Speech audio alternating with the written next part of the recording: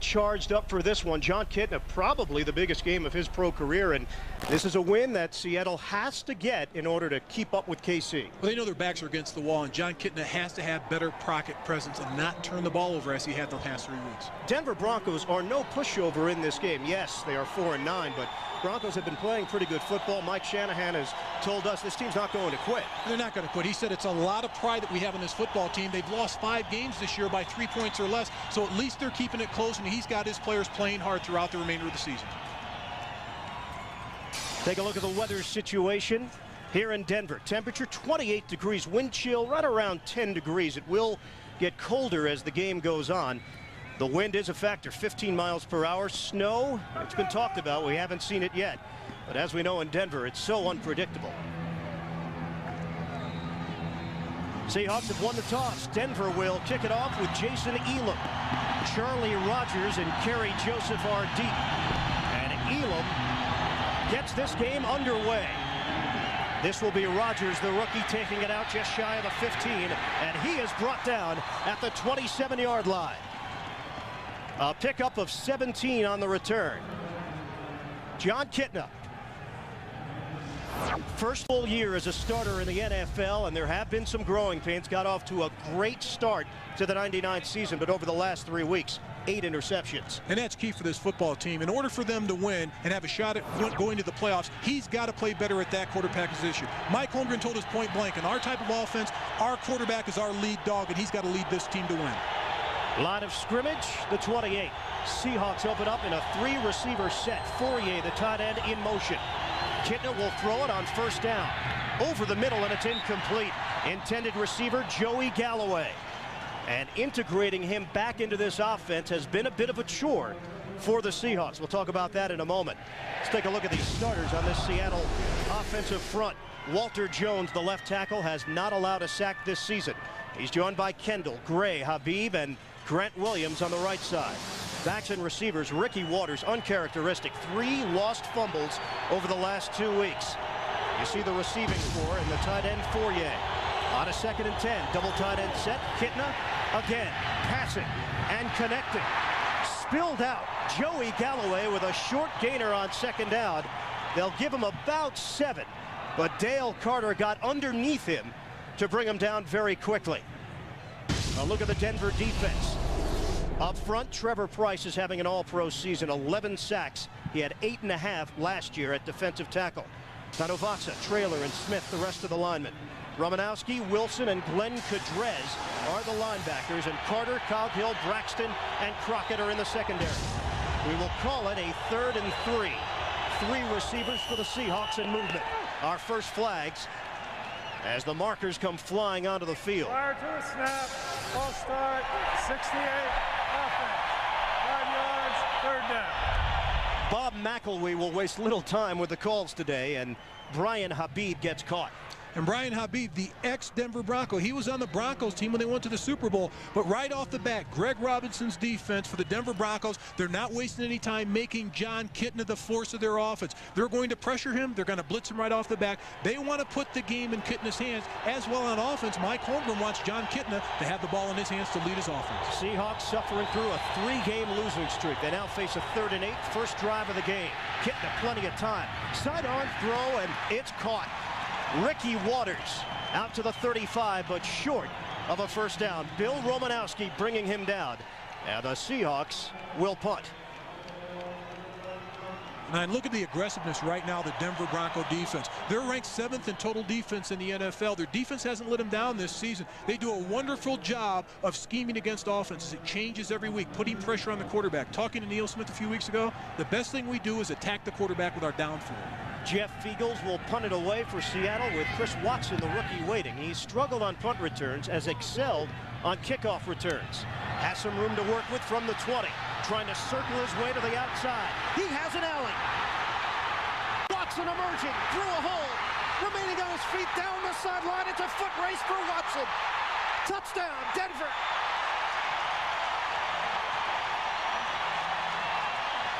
'81 yards on the return.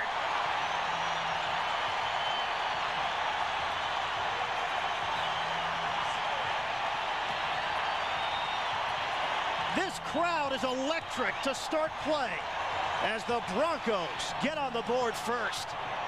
The Denver Broncos wanted to get production out of their special teams. They hadn't gotten it from punt returns. Chris Watson's done an excellent job in kickoff returns. He's only averaged 5.5 yards per punt return, followed his blockers magnificently, did an excellent job of guiding through, weaving around, and running through the arm tackles of the Seattle defense.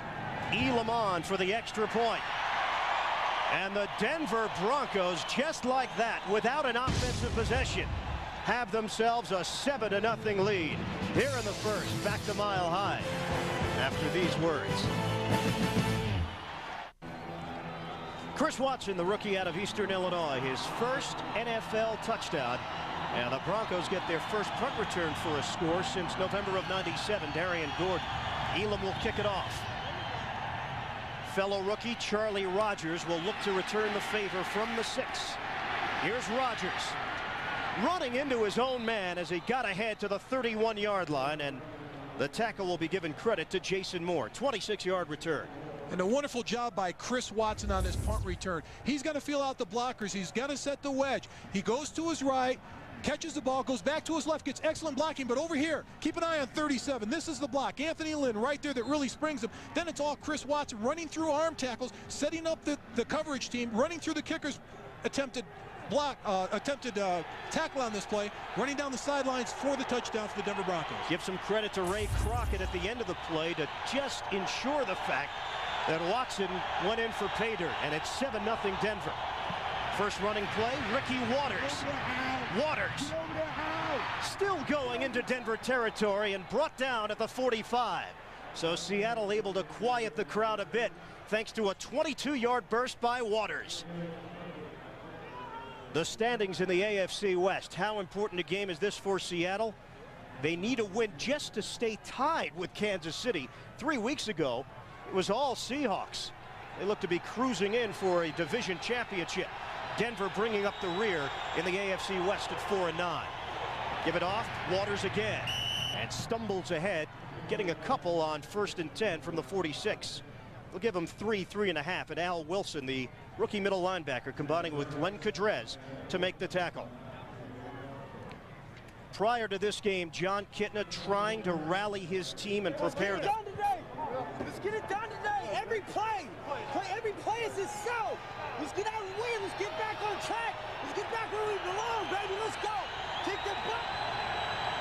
Mark, there's no doubt these guys are feeling the pressure. They are feeling the pressure, and that's a leader out there getting his team and his other team members fired up for a big game. On 2nd down, it's complete for a big gain, and Derek Mays inside the Broncos 20.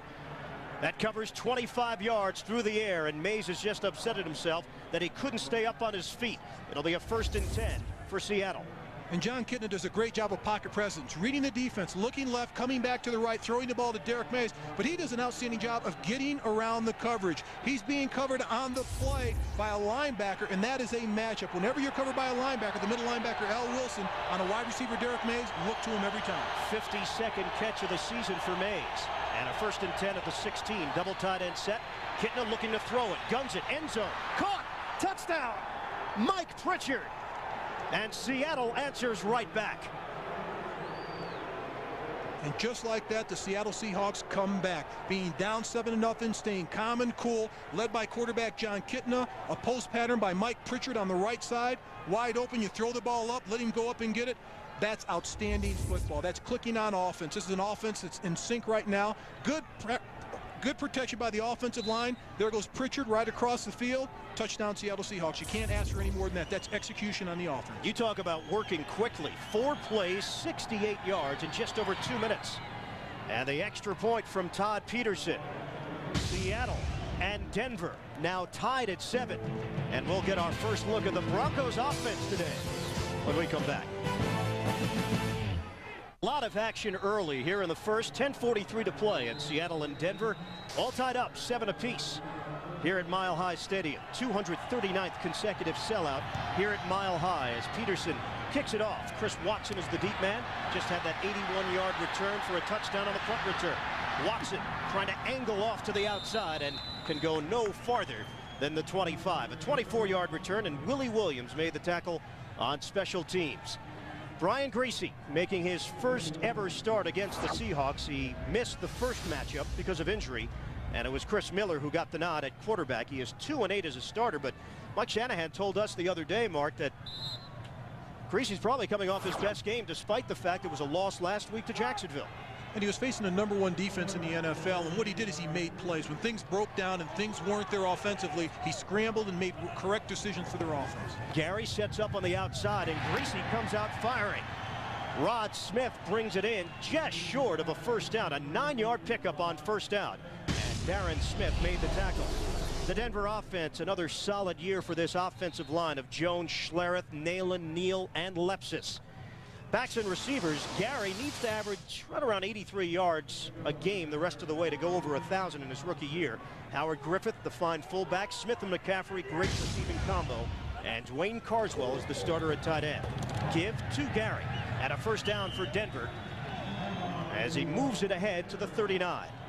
Sam Adams with the stop. We'll take a look at the Seattle defense right now, and Mike Holmgren made the point yesterday to us.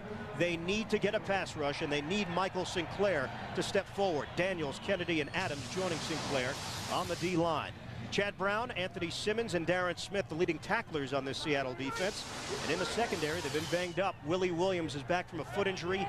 Bellamy, Darrell Williams, and Sean Springs is on the other side at corner. On first down, a sideline route. Rod Smith again. Another catch for Smith. He was covered one-on-one by Willie Williams, and then Darren Smith came over to make the stop. Picked up 8 yards.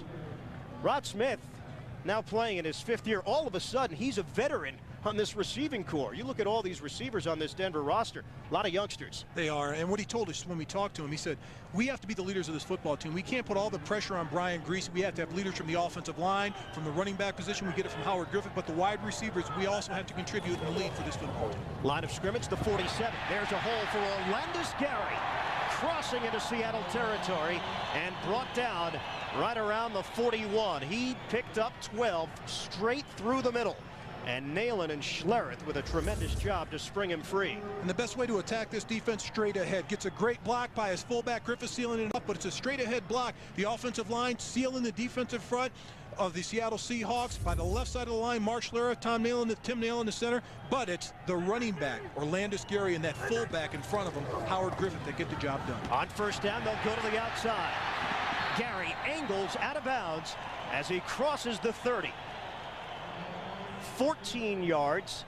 They went inside last play, outside on this one, and seems to be everything working for the Denver offense right now. Another first down. Well, they're clicking offensively, and they're doing it in the air and on the ground. But here, if you take a look, they spread everybody out, have the tight ends there, the 2 tight ends, just run to the left, get a seal on the outside with a tight end. A nice block coming from the outside in from Rod Smith.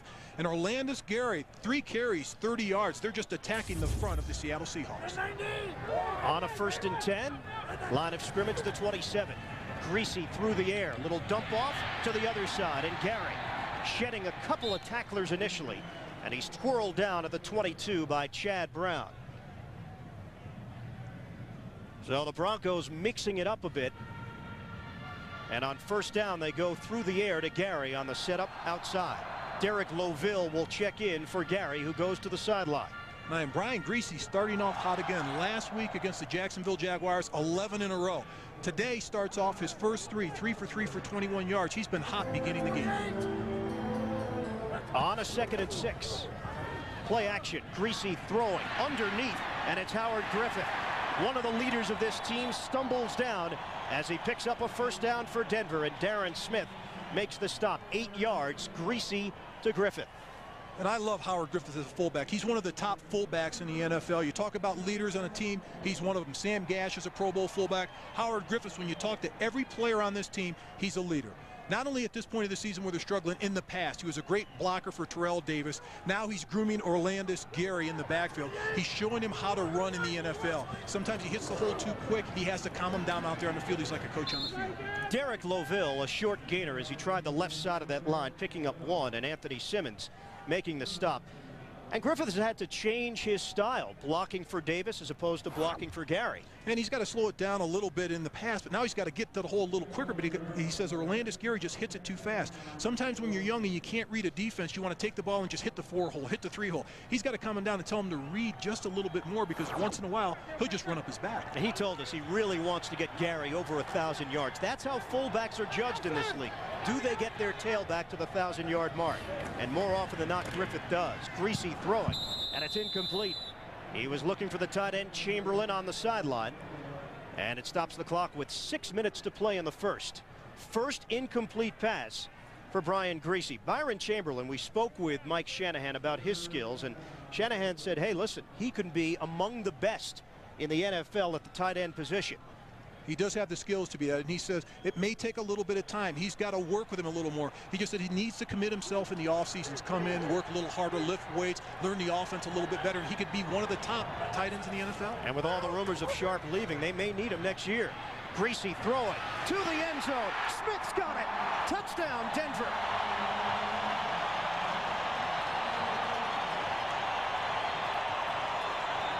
Willie Williams had the coverage in the end zone over his head. A perfect pass by Greasy as he floated it to Rod Smith.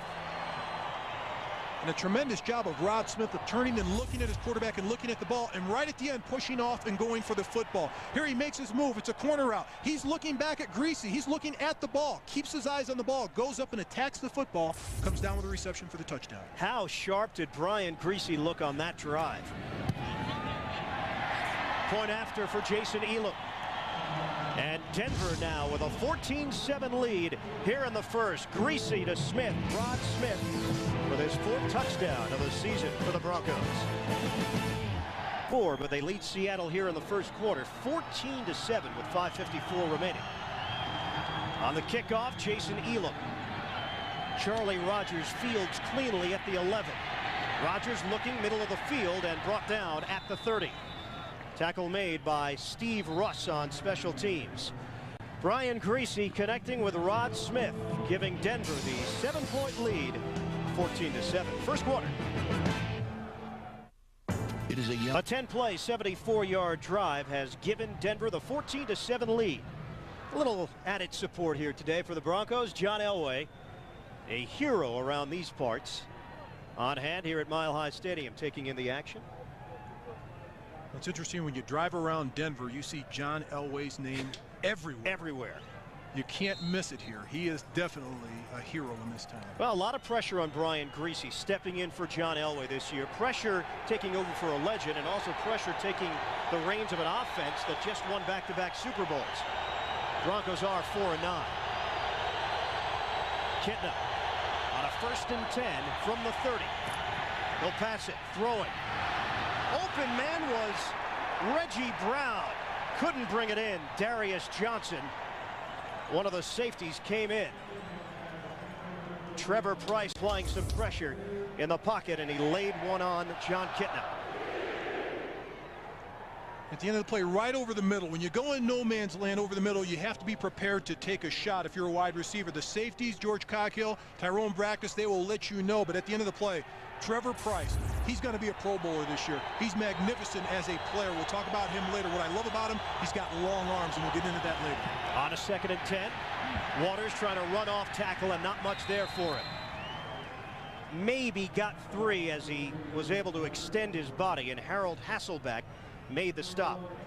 Mike Holmgren, head coach of the Seahawks, has never lost 4 in a row as an NFL head coach or an assistant. Right now, his concern is the defense. First 11 games in the first quarter, a combined 23 points. They have already gone over that over the last few weeks. Holmgren told us last time that he's had a losing streak like this, Sacred Heart High School in the Bay Area, where his team lost 22 in a row. That wasn't fun either, is what he told us yesterday. A 5-receiver set.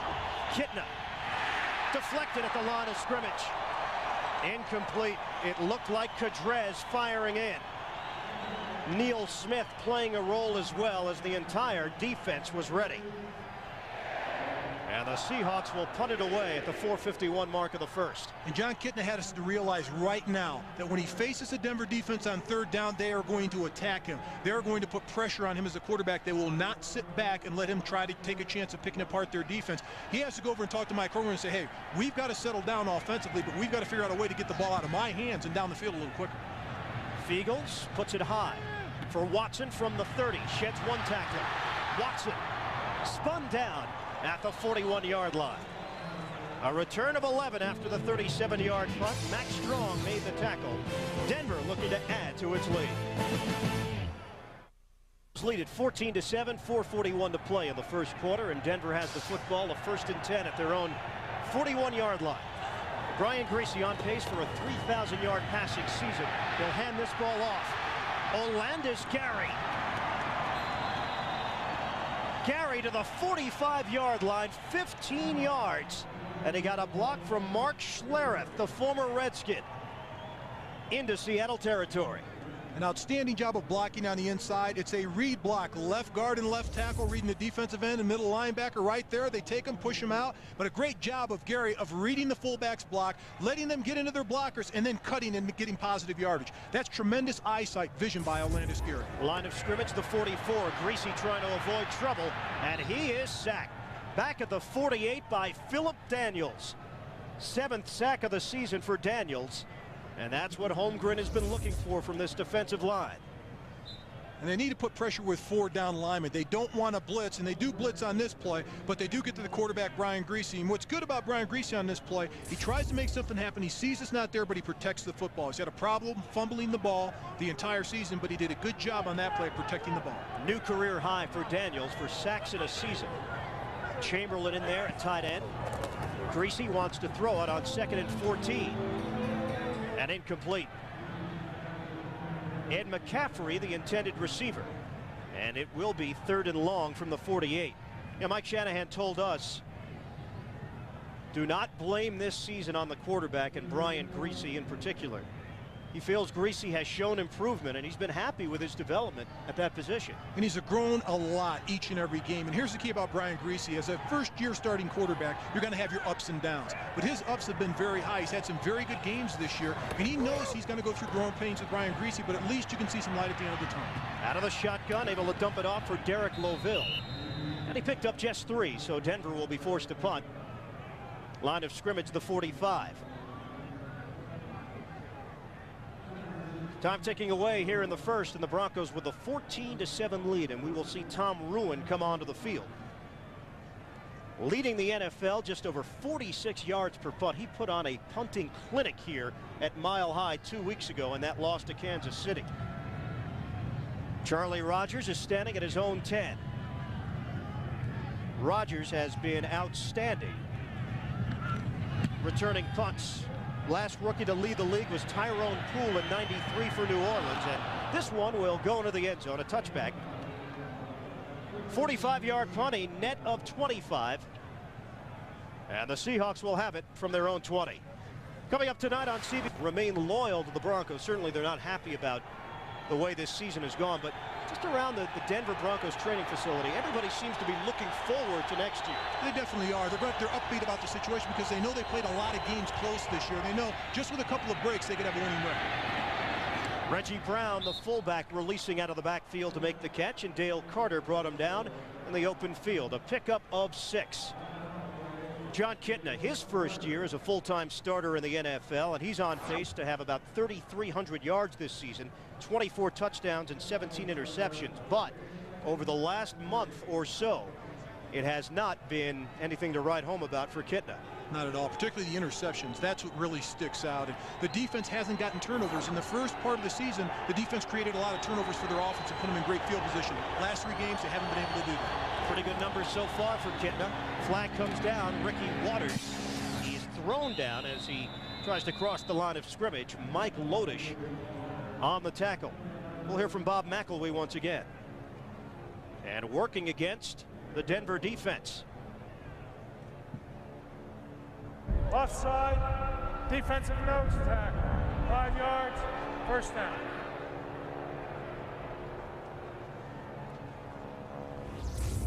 Take a look right in the middle. You'll see him offsides right there.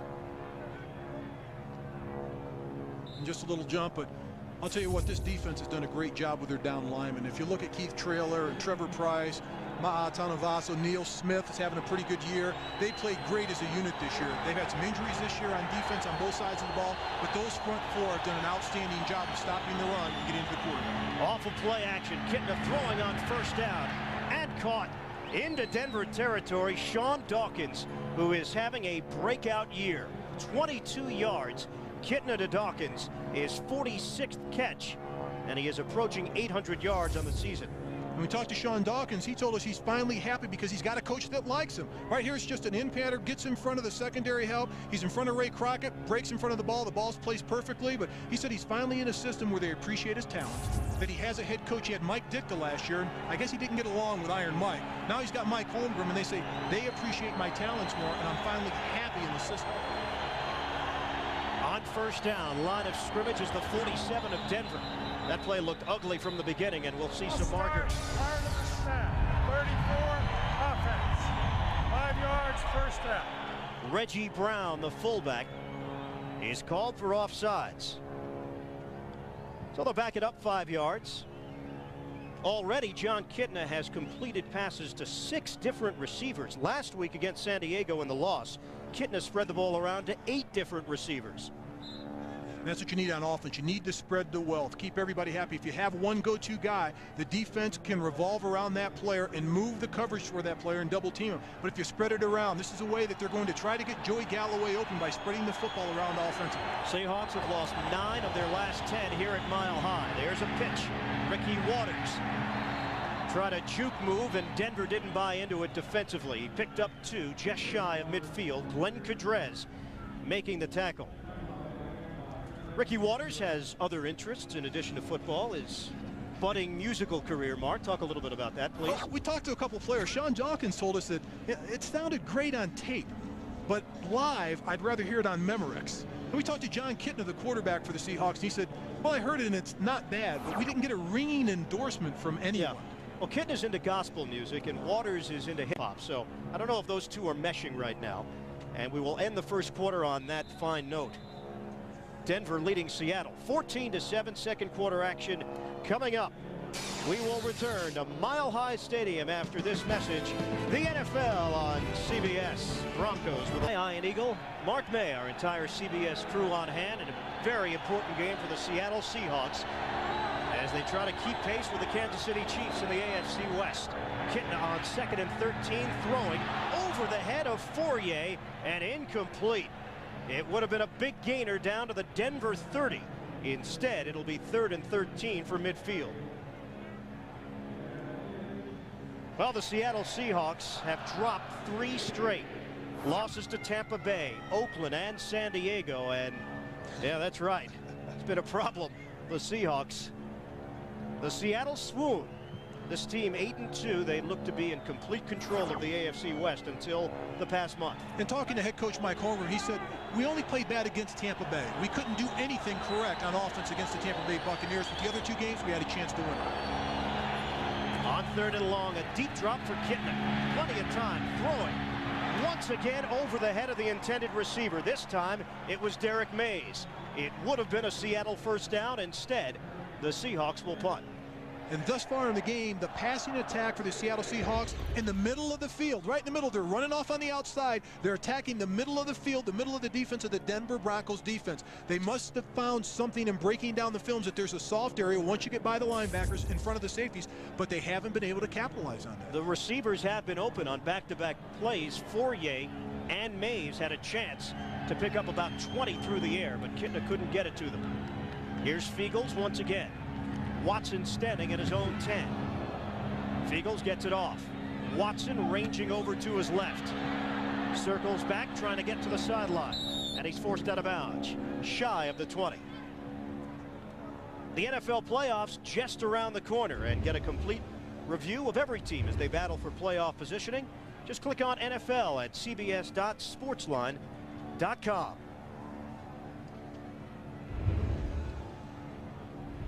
Nice day for football. It is frigid here, and we expect it to dip into the lower 20s by the second half. Wind chill should range around 1-2 degrees, somewhere in that range. I always love it. When we're up in the booth, it's a nice day for football. We've got the heaters on by our feet. We're wearing these CBS parkas up here. But on the field, those guys, most of those guys don't even have T-shirts on out there. They've got nothing on their sleeves. It's cold out there. You notice I never played. On a handoff, Olandis Gary running into a crowd. Picked up one as Riddick Parker made the stop. Denver Broncos, they are still playing with pride. And I think it does say something about this football team. No, they're not piling wins on at the end of the year, but they've been playing in some very close games. They've dropped 5 of their last 7. Those 5 games have come down to just a matter of points in each. They've lost by a combined 16 points in those 5 losses. Gary, the motion man, Greasy under some pressure, throwing and incomplete. Rod Smith and Sean Springs were there, and it was Springs who got the better of that battle. That was a pretty job of Sean Springs going over the shoulder and batting that ball away without touching the wide receiver, Rod Smith. But going back to what you're saying about Mike Shanahan, here's a team. He said he's upset and he's mad about losing football games. But he says he realizes that down the road, when we look to the future, all the injuries we've had and all the backup players that got experience as younger players this year will only benefit us down the road when we get those players back healthy, and the young players will become backups next season. Broncos officially eliminated from the playoff race in the AFC. Greasy flushed out of the pocket. Tuck it and run. Brian Greasy takes a hit, but he's got the first down.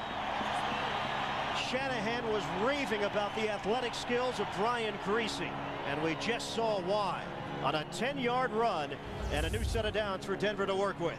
And this is what Mike Shanahan was telling us. He was saying that Brian Greasy's starting to make plays. If it's not there, don't force it. The wide receivers are covered downfield. He feels the heat of the rush, but he sees an alley to the outside. Gets a great block downfield by his wide receivers, but Brian Greasy doing the smart thing. It's not there. Pull it down, run with it, get yardage down the field to play, and he gets the first down. Gets a great block by Travis McGriff down the field. On first down, it's Gary.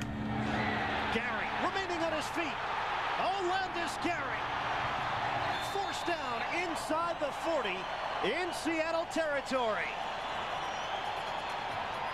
Howard Griffith, the fullback, giving him a perfect block, and Gary took full advantage.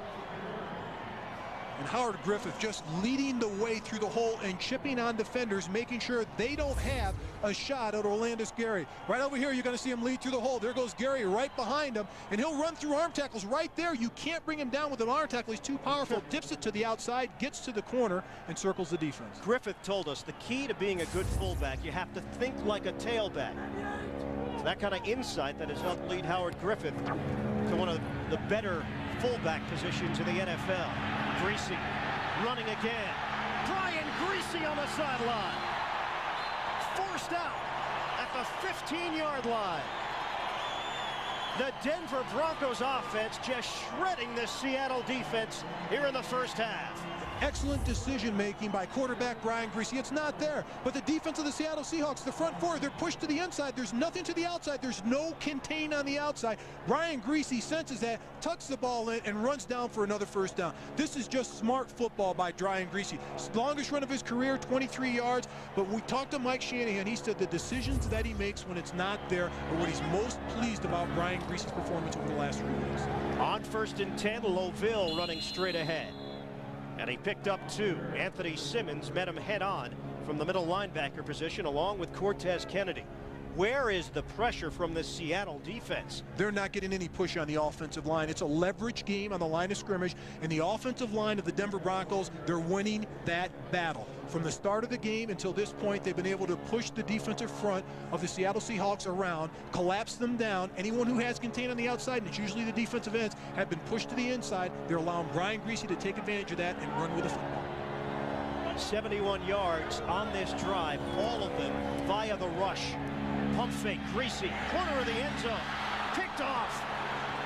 Looking for McCaffrey, it's Sean Springs with the interception. 4th interception of the season for Springs, and that puts an end to an impressive drive for the Denver offense. Greasy does make a mistake. Made a tough pass to the back of the end zone, and Springs was there. So what will happen to all this now that you're going virtual? We're not going. As we were praising Brian Greasy, he makes a first-year starter's mistake at the quarterback position. And what he did is he underthrew the ball and he tried to force it to Ed McCaffrey, and he should know better than that. And if the coverage is there in that situation, throw it to someone else, throw it away. Kitna throwing on the slant, caught by Dawkins, and a first down for Seattle right around the 40-yard line. 18 yards on that slant. And Seattle strikes very quickly on 1st and 10.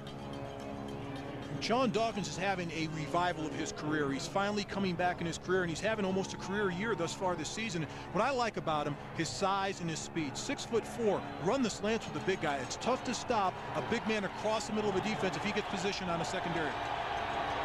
On 1st and 10, Fourier, the motion man at tight end. And now Kitna will change the play.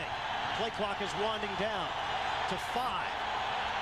Still has enough time on a handoff. It's Ricky Waters getting across the 40 for a gain of 3. Tyrone Braxton got him down low to help make the stop. Ricky Waters, uncharacteristic fumbles the last 2 weeks. He has not been known as a fumbler throughout his long NFL career. No, and looking at Ricky Waters over the past 2 years, 704 touches. 2 fumbles in that time, 2 over the last 3 weeks. But something else Ricky Waters really has to prove. He's had 5 games against the Denver Broncos. He's only averaged 2.8 yards per carry and 43 yards a game. In a 5-receiver set, Kitna forced out, throwing to the sideline, brought in by Mays.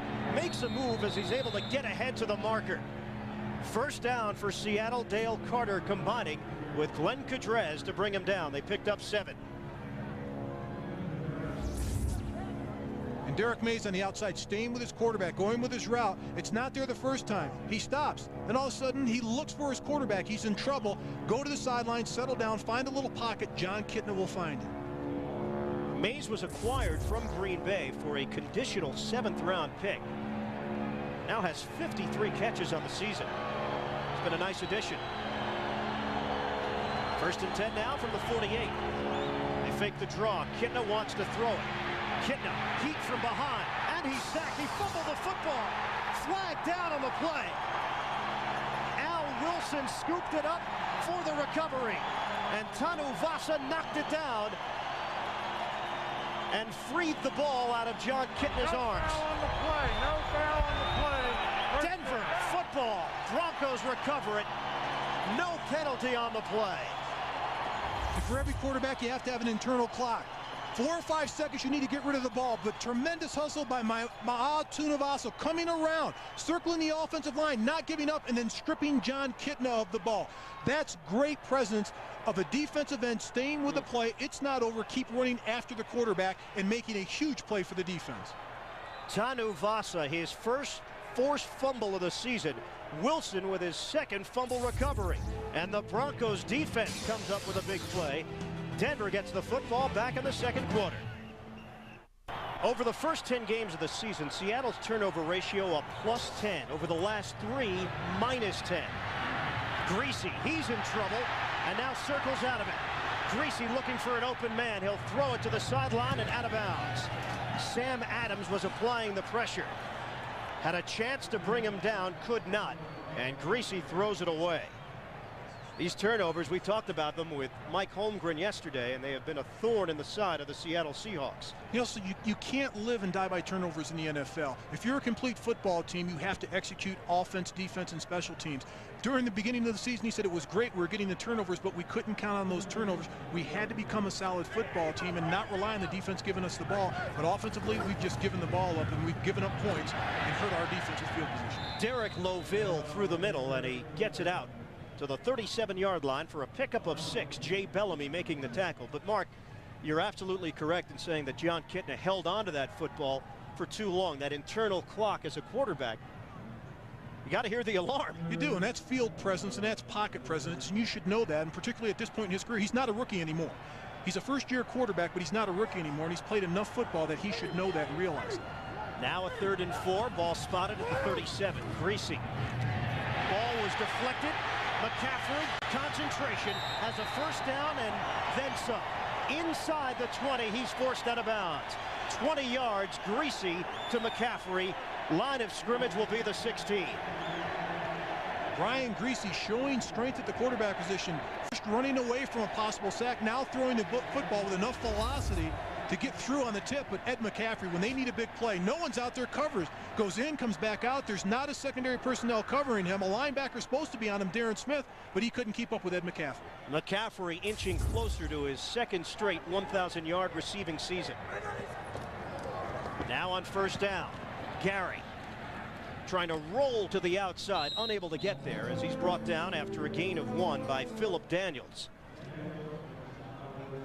Denver Broncos were 8-0 at home during the regular season last year in the Super Bowl campaign, and Mike Shanahan's team this year 2-4 at Mile High. This has been a very difficult place to play for anybody, including teams from the AFC West. Broncos have won 13 of their last 14 divisional games at Mile High. That one loss came 2 weeks ago against Kansas City. And what head coaches always preach, first thing, win at home. Movement. Flags come down and the play never happens. May have been Cortez Kennedy jumping, number 96, or was he coaxed into it? Encroachment, defensive nose tackle. 5 yards, second down. So it is the man they call Tez. And Tez is having an outstanding season this year, getting to the quarterback, but here he is over Marshall Earth right there, jumping off sides, can't get back. Once you get that 300 pounds moving in one direction, it's awful tough to get it back across the line of scrimmage before the snap. Excuse me, 306. 306. Well, that was probably in the off-season weighing program. Those scales in the off-season are about 10 pounds lighter than they are during the season. You would know. Off of play action, Griese. Plenty of time, and knocked down. Tremendous play by Darrell Williams. Nearly caught that one-handed as he extended the arm. Incomplete. And that was tremendous leaping ability. The vertical jump by Darrell Williams, getting up, skying, reaching his arm up. But Griese has great time to throw this ball. Good protection. Nice block by Landis Gary and Michael Sinclair. But right there, reaching up, skying in the air, and knocking that ball away. That's a tremendous play by Darrell Williams. The former Pro Bowler went there in 1997.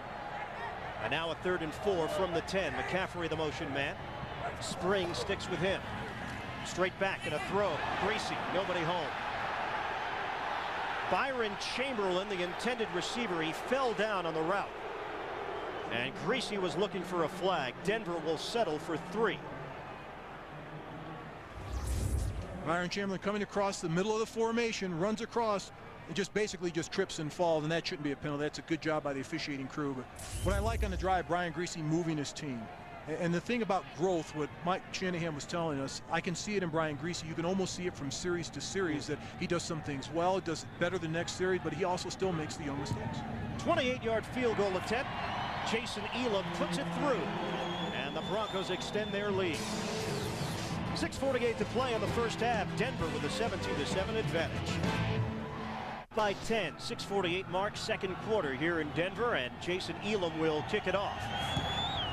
It's a low kick. It'll take a bounce. Fielded at the 17-yard line. Kerry Joseph breaking into Denver territory. Joseph finally ridden down inside the 25.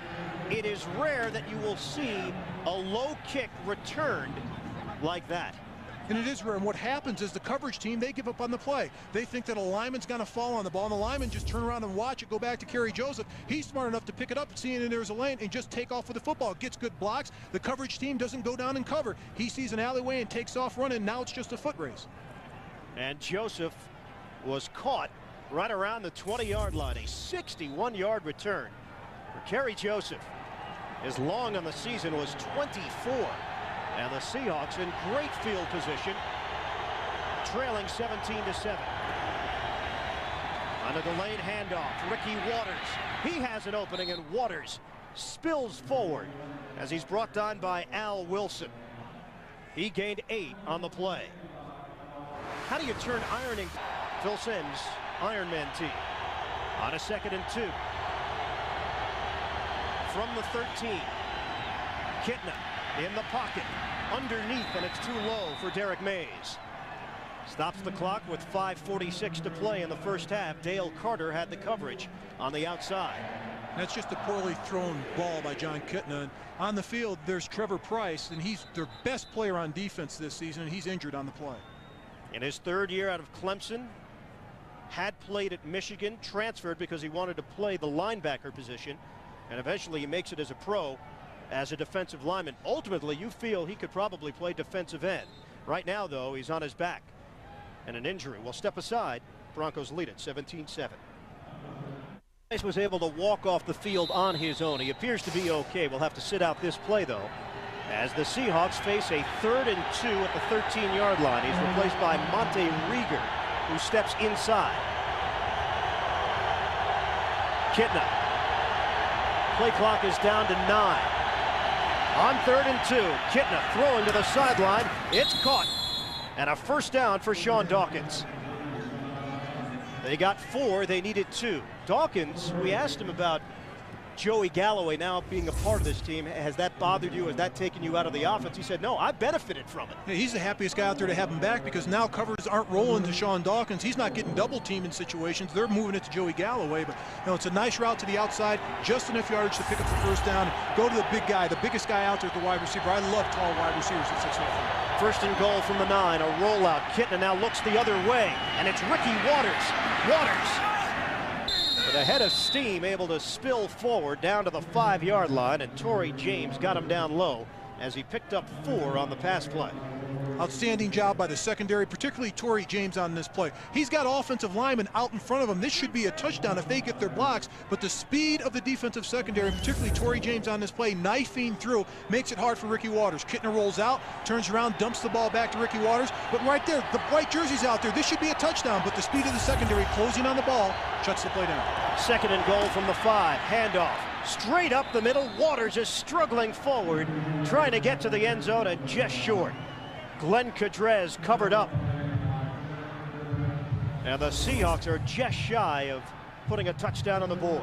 I think this is a smart call. You've got your best defensive lineman, Trevor Price for the Denver Broncos, are out. Run the ball right up in the middle of the teeth of the defense, and they do behind Pete Kendall, the center Chris Gray, and Brian Habib, the right guard. They got a good push on the defensive front of the Denver Broncos, and that's why the play was successful. 3rd and goal, inside the 1. Seahawks go with their power formation. 3 in the backfield. Handoff. Waters putting his helmet down, and he's in. Ricky Waters punches it in for the touchdown. And that's bread and butter for the Seahawks. When Mike Holmgren gets close to the goal line, nothing fancy. He relies on the offensive line straight ahead. Just get some movement, find a crease for our running back, and Ricky Waters does the rest. Waters with his 5th rushing touchdown of the season. In fact, Seattle has 5 rushing touchdowns overall this year. All thanks to Waters. And Peterson is on for the extra point. The holder is Fiegels, and Peterson able to split the uprights. 17-14 now. Denver with a lead on Seattle. 4:07 to play until halftime. And Bill Romanowski has a chance to get Ricky Waters serious. He's going to try to run through, but Ricky Waters gets leverage. He finds the hole, lowers his shoulders. They're lower than Romanowski's right there, and he keeps his feet moving and just pushes them in the end zone. That's outstanding. I like Ricky Waters as a running back. When everyone talks about the top running backs in the NFL line, Ricky Waters is never mentioned, but he should be, because he's one of the best, and he does it year in and year out. Over 1,000 yards for Waters for the 5th consecutive year. And the 1-yard touchdown run at the end of that 6-play 21-yard drive for Seattle had the great field position thanks to the Kerry Joseph return on the kickoff. So the Seahawks suffering through a 3-game losing streak and trying to put an end to a 10-year playoff drought. That is the longest streak in the NFL. They now trail Denver by 3. Not only that, this team has only won once here in 10 years. Seattle is a football team. And the other thing is, they said that they would come out and fight. When we talked to these players in unison, they told us, hey, our backs are against the wall. We know it, but we can still control our own destiny, and we're going to come out fighting. And they have. They've been down by some points in this game where they could have easily folded their tents, but they're still in there fighting away. Todd Peterson will kick it off. Chris Watson is the deep man, standing at his own 2. End over end from Peterson. Fielded at the 10 in a collision. Derek Loville caught the football. Watson thought he was going to step forward and bring it in, but Loville did not know that Watson was behind him. James Logan with the tackle, so a miscommunication. And Denver with some shaky field position to start out on this drive. And Denver's very fortunate on this play that Derek LaVille holds onto this football, because right there he gets nailed in the back as soon as he catches the ball by Chris Watson. But Zell has the wherewithal of get up and getting positive yardage on the play. But great play by LaVille holding onto that football. They have it at the 20, but if Watson fields that, I think the way that he was moving forward momentum, they would have been out to the 30-35 at least. Greasy makes the connection to Ed McCaffrey. They get whatever yardage they may have lost on that kickoff return right back. 13 yards and a first down for Denver at around the 33. And you look at these wide receivers for Denver, and as a pair, most people consider them the best in the NFL, and we'll tell you why, because they've won championships. And when you compare some of the great receivers in the NFL, lots of yardage here, lots of yardage here, but the bottom line, these two guys have won championships back to back. On a first down for Denver, handoff goes to Gary, spinning forward to the 40-yard line. He picked up 7, and Jay Bellamy made the tackle. So the Broncos with 3:10 to play. They have the lead and a chance to maybe extend it before they head to the locker room. When you look at Orlandis Gary, and a lot of people go, well, he could be our feature back.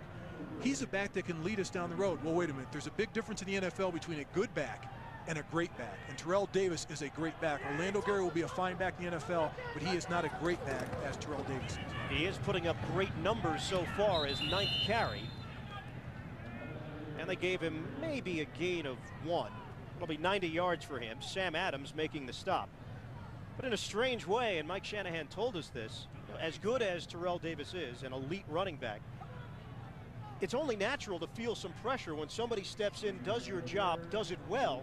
It makes you want to come back that much quicker and say, hey, this is still my job. Absolutely, and he says his rehab has really picked up a notch or two since Orlandis Gary has done better and better each week. And that's great to have pressure on the NFL because there's no job security, and when somebody's pushing you, it's only going to make you better. On 3rd and 2, Loville did not get the first down.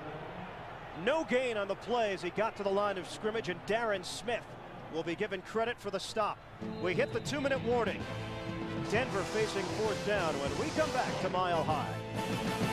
Seattle 17-14. Take you back to Super Bowl 32. Mike Holmgren, then of the Green Bay Packers, lost to Mike Shanahan and the Denver Broncos. It was the Packers looking for back-to-back championships, and little did Shanahan know that that would be the first of his back-to-back Super Bowl titles. But there is a mutual respect between the two of them, coming from that same coaching tree. Tom Ruin on the punt. Return man is Rodgers. Rodgers cutting it back, middle of the field, and he is devoured. Out at the 10-yard line by Detron Smith. A 6-yard return and a 55-yard punt from Ruin. Coming up, the NASDAQ halftime report. Jim, Craig, Randy, and Jerry will get you caught up on all the scores and highlights. It's coming up on the NASDAQ halftime report. Timeouts. Seattle has all 3 of them remaining, as does Denver. And Mike Holmgren's team trailing 17-14 with 1:47 left. First half. 3 receivers set on a 1st and 10 from the 10. Kitna straight back, stepping forward and fires. Open man, it's caught. Twirled down at the 30-yard line is Joey Galloway. 19 yards, and Ray Crockett made the tackle. Outstanding job by the guys up front, the offensive line, creating a pocket for John Kitna to step up in and complete the pass. Clock continues to roll. Short throw underneath, gathered in by Derek Mays. And he's forced out of bounds. They picked up 1 yard as he was forced to the outside, but the clock does stop. 1:21 left. Now, what we haven't seen in this game is Joey Galloway deep. Usually Joey Galloway's the guy with enough speed, he can blow by defenders and stretch the defense. We haven't seen that today. They've attacked the outside of the defense and the middle of the defense, but not long to Galloway. Galloway had 6 catches last week, his highest total since his 101-day holdout, until he finally came back for the second half of the '99 season. Here's Kitna. Little screen pass for Ricky Waters. Flag down. Waters is hit. He keeps going, and then sandwiched as he crosses the 40-yard line and comes up just shy of the 45. 14 yards through the air, but it will be a holding called on the Seahawks. Illegal hands to the face. 71 Offense. 10 yards, second down. Different penalty, but it hurts them nonetheless. Walter Jones. And Ricky Waters at the end of this play just levels a defense and a defender. Darius Johnson is down on his back. Of the Denver Broncos, and that's the person that he nailed. One-on-one in the open field. Both were coming at a full head of speed, and what a hit. You talked about Waters' toughness, and Darius Johnson bounced off of Ricky Waters and now has felt the brunt of that hit. Johnson remains on the field. Will break away. 17-14 Denver. Darius Johnson now in his 4th year out of Oklahoma, being tended to by the Broncos medical staff. They get him up off of his back, and he is now sitting up. It's like a train wreck. That's how football is described by those who have played it. Let's take a listen.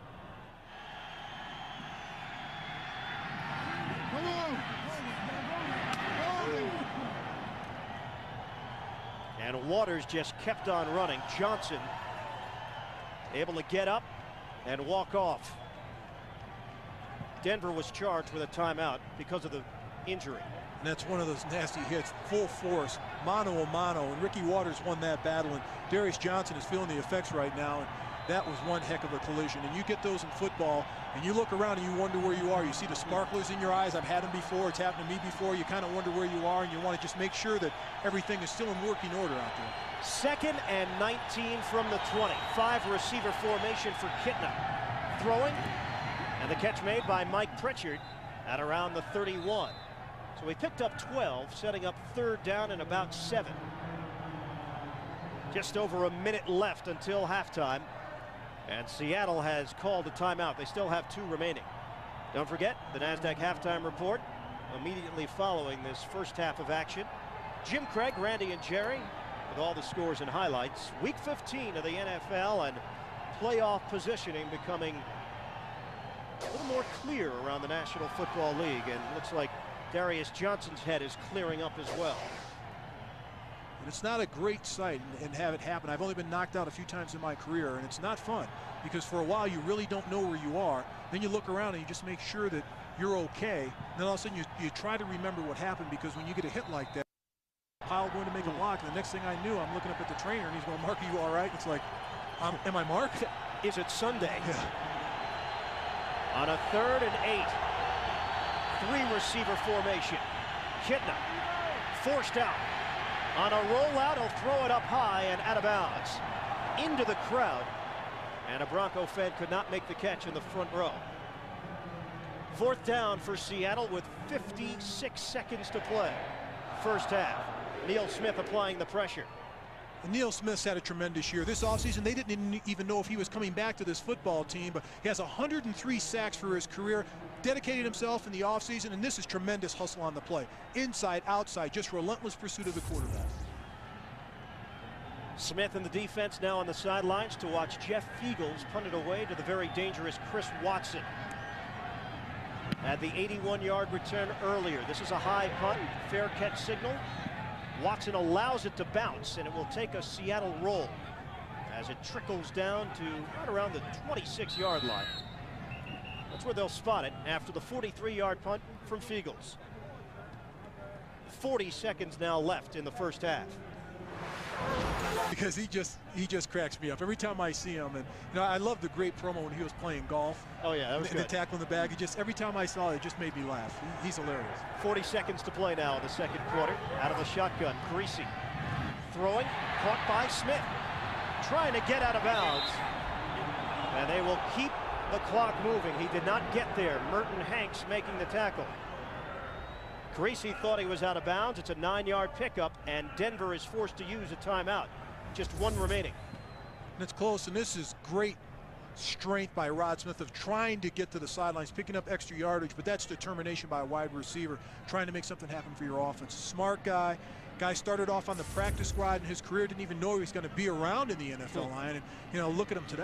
And he told us it's probably the first time ever that Kansas City Chief fans are rooting for the Denver Broncos today. He said not only rooting, praying, cheering, hoping that they win this game today, because Seattle plays Kansas City in Seattle next week, and that is going to be a huge game. But he said this would be the first time that he can ever recall Kansas City fans rooting for the Denver Broncos. And they are rooting for them today with 28 seconds to play in the second quarter. Denver does have the 17-14 lead. And they are on the move with a 2nd and 1 from their own 35. Still have one timeout remaining. Shotgun for Greasy. Plenty of time. And through the hands of Derek Loville. Incomplete.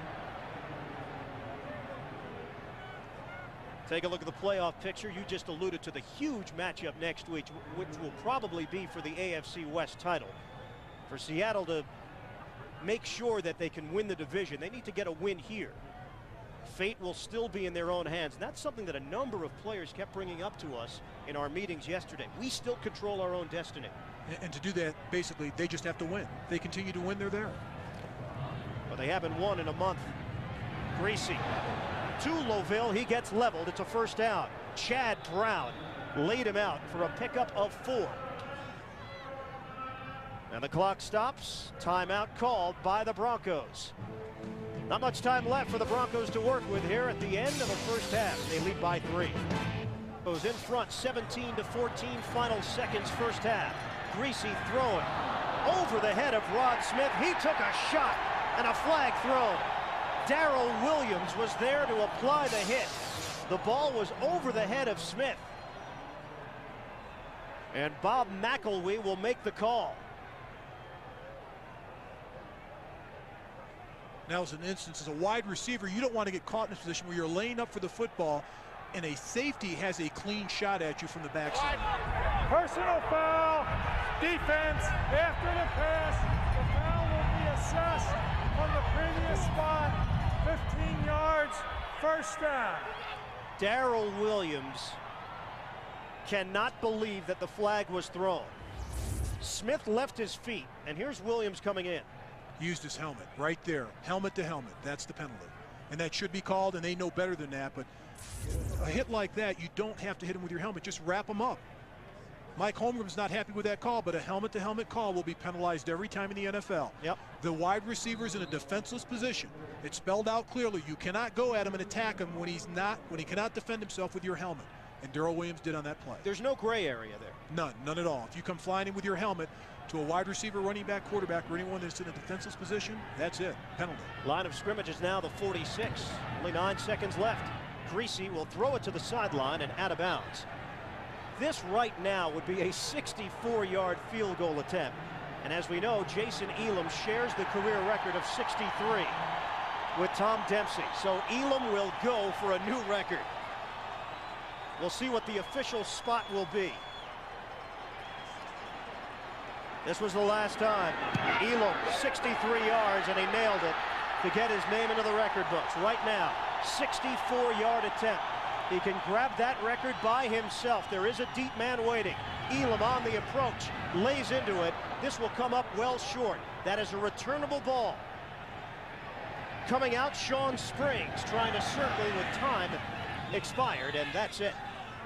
So Elam, little flair for the dramatic, but he comes up well short on a 64-yard attempt. End of the first half. Broncos 17, Seahawks 14.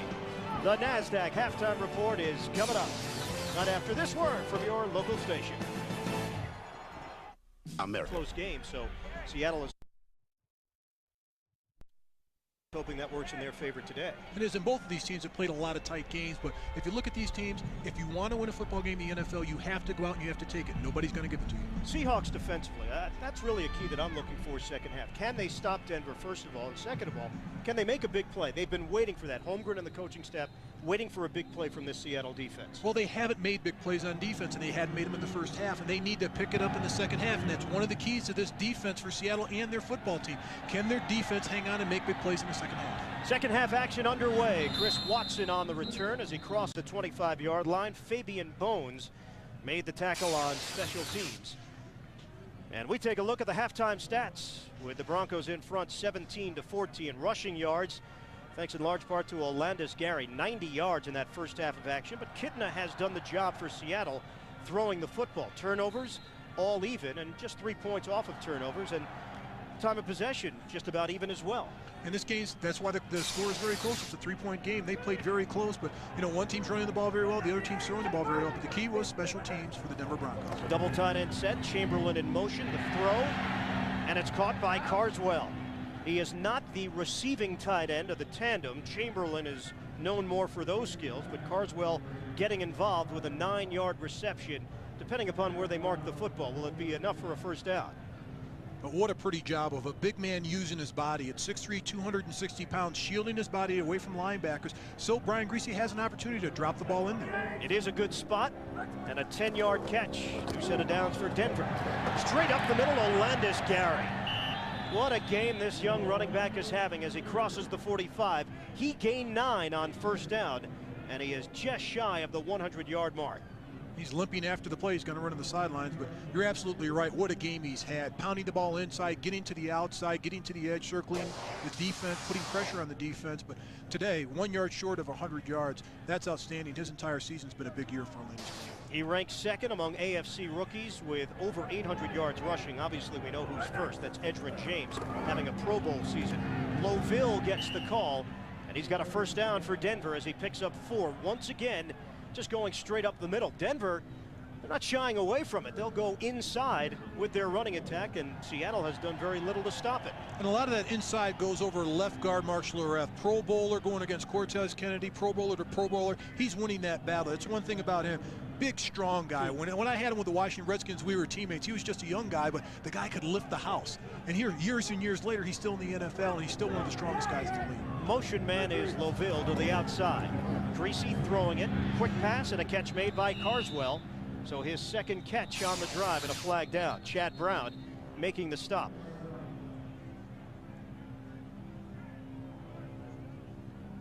So against Denver, Broncos will have it come back 5 yards. Illegal shift. 2 men moving prior to the snap, and they did not reset. 5-yard penalty, first down. Only the second penalty of the day called on Mike Shanahan's team. It's cost him 10 yards so far this afternoon. But still, Mike Shanahan's a perfectionist. He does not want to make mistakes, and he shakes his head on a play like that because that's basically just lining up and getting in the right position. On a 1st and 15 now, McCaffrey the motion man. Play action. Griese has time. Throwing. Incomplete. Over the middle, it was Carswell again. And Bronco fans wanted a flag. Philip Daniels getting into the pocket to knock down Brian Griese. And not only knock him down, it looked like a knockout punch. Brian Griese in the pocket right there. He put his face right on his helmet. It's almost a helmet-to-helmet blow, and that's a heck of a hit for Brian Griese to take. His back's turned. He doesn't feel it, but the ball's thrown and right in his mustache. Came from the side on that blind side that Griese was able to release the football. Daniels has been the one guy on this defensive line that has gotten into the backfield here today. On a 2nd and 15 from the 46. Shotgun. Good protection. Griese. Incomplete. Chamberlain, the intended receiver. And he could not get it to him. Brian Griese, after that last hit, could be still hearing a little ringing in his ears because that was a heck of a hit, but he had excellent protection by his offensive line. All he needs to do is step up, read the defense, and make a play. And that's still a part of his growth, and he'll make those plays. And one thing I like about Brian Griese is he's mature as a young player, his maturity, and he's calm, and nothing gets him rattled. And that's what you want to see in a quarterback, and you see that at Brian Griese in his 2nd year. Sprained ankle for Howard Griffith. His return is questionable at the fullback position. On 3rd and 15, Griese steps up, throws. First down yardage for Rod Smith. Brought down at the 33-yard line by Willie Williams. That covered 21 yards through the air. And the Broncos move the chains.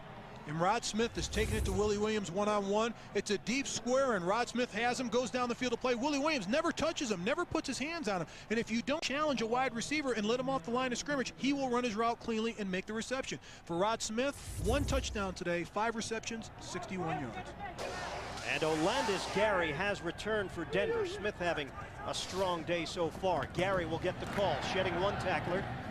And he is brought down at the 30-yard line. After a pickup of 3, Anthony Simmons was the first man to greet him. It'll be 2nd and 7 as Gary goes over the 100-yard mark. 11 carries, 102 yards for Orlandis Gary, who has a touchdown run in each of his last 3 games. He's looking for his first score today. What I like about both Orlandis Gary and Brian Griese, you talked to Brian Griese about passing for 3,000 yards. It means nothing unless we win. Orlandis Gary getting 1,000 yards rushing, I don't care. As long as we win, that's all they care about. Flag comes down. Gary will shift it to the outside. Gary forced out of bounds right around the marker. Looked to be just short. We'll see what this flag is. And our referee, Bob McElwee, will fill us in. Against Seattle, on the offsides, may have been Sam Adams, number 98, who jumped.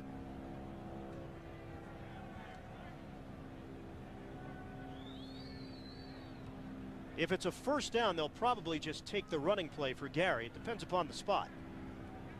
Offside, number 87, defense, 5 yards, 2nd down.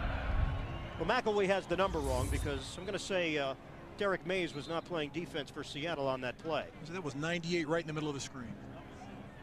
So Sam Adams is the man that was called on it. It's offside. We got him on that one. That's one of the ones where you want the voice inflection out of your quarterback and you try to get him to jump off sides, and that's what Brian Griese did. Gary spinning forward as he crosses the 25. Needed 2, he got 1. Riddick Parker the stop for the Seattle defense. So it doesn't appear to be enough for a first down. It'll set up 3rd and short. Now with 3rd and short, they'll bring in their 2 tight ends, their jumbo formation, and see a little smash mouth here. When you look at this Denver offense, the way that they've been moving the ball effectively, and they put points on the board, but they've been able to move the ball up and down the field, through the air, through the run. When they have to have a play, they get it. 9th play of the drive. This is a 3rd and 1. Gary moving forward for the first down. Line of scrimmage will be the 23. And the Denver Broncos offense with an impressive drive to start out play in the 3rd quarter. The Seattle defense, you have to continue to question this defensive unit. Some extracurricular activities following the play. But no flags have been thrown after the pushing and shoving. There's one thing for sure. Whenever they need a yard or 2, they're going to go over their left guard. Schlereth going to get a push. He'll drive the defender in front of him, and he's going against another Pro Bowler in Cortez Kennedy. But so far in this game, he's won that battle. That is a bad spot. Still might be enough for the first down as they extend the chains, and it will be enough. It looked like Gary had it by certainly more than half a football. But it's irrelevant right now. Denver with a 1st and 10 at the 23.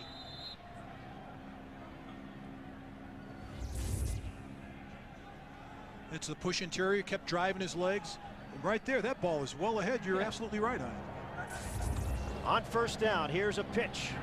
Gary was hit initially and then was able to make something happen on 2nd effort.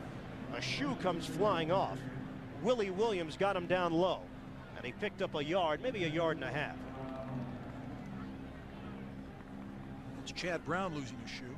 And Chad Brown's been one of the more vocal players about the defense of the Seattle Seahawks. In the past, Chad Brown's been a guy that attacks the quarterback with the Pittsburgh Steelers, a rush backer, gets a lot of sacks. And this defense, when he's been in Seattle, not a lot of sacks, only 3.5 sacks this year. And he's complained, why am I dropping 20 or 30 yards downfield when my forte is getting to the quarterback? Let me rush the quarterback. He did have 8.5 sacks last year under a different defensive scheme.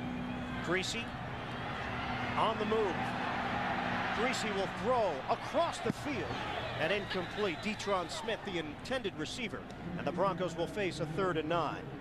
Right now, let's get an NFL Today report. We head to New York and Jim Nance. All right, Ian, in the first half, Indianapolis and the Giants fell to St. Louis, so Dallas may be able to move into the driver's seat in the NFC East. On a 3rd and 9 now. Here's Griese operating out of the shotgun. He is sacked at the 28-yard line. Philip Daniels gets him for the 2nd time.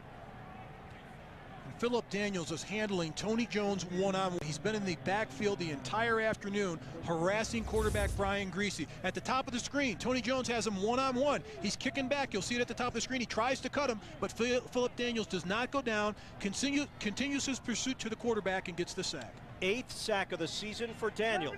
78.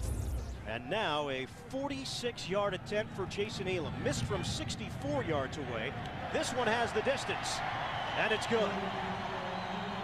So the Broncos with a long drive on their first possession of the second half. They extend their lead here in the third quarter. Elam's field goal gives Denver the 20-14 advantage. It's of the clock to start play in the third quarter. And a 46-yard field goal for Jason Elam, 13 plays, 44 yards, and Denver extends its lead to 20-14. Elam will kick it off. Charlie Rogers, the return man, along with Kerry Joseph, and Rogers, the rookie, not wearing gloves here today in the frigid temperatures. He fields from the 9. Rogers brought down at the 27-yard line. And the celebration is made by David Bowens and Billy Miller, who brought him down. Snow in the mountains here in Colorado. No snow to speak of, though, in the Denver downtown area, as the Seattle Seahawks have their first possession of the second half offensively. Kitna under some pressure, and he is dumped. Back at the 20-yard line, Trevor Price came in, and a flag down.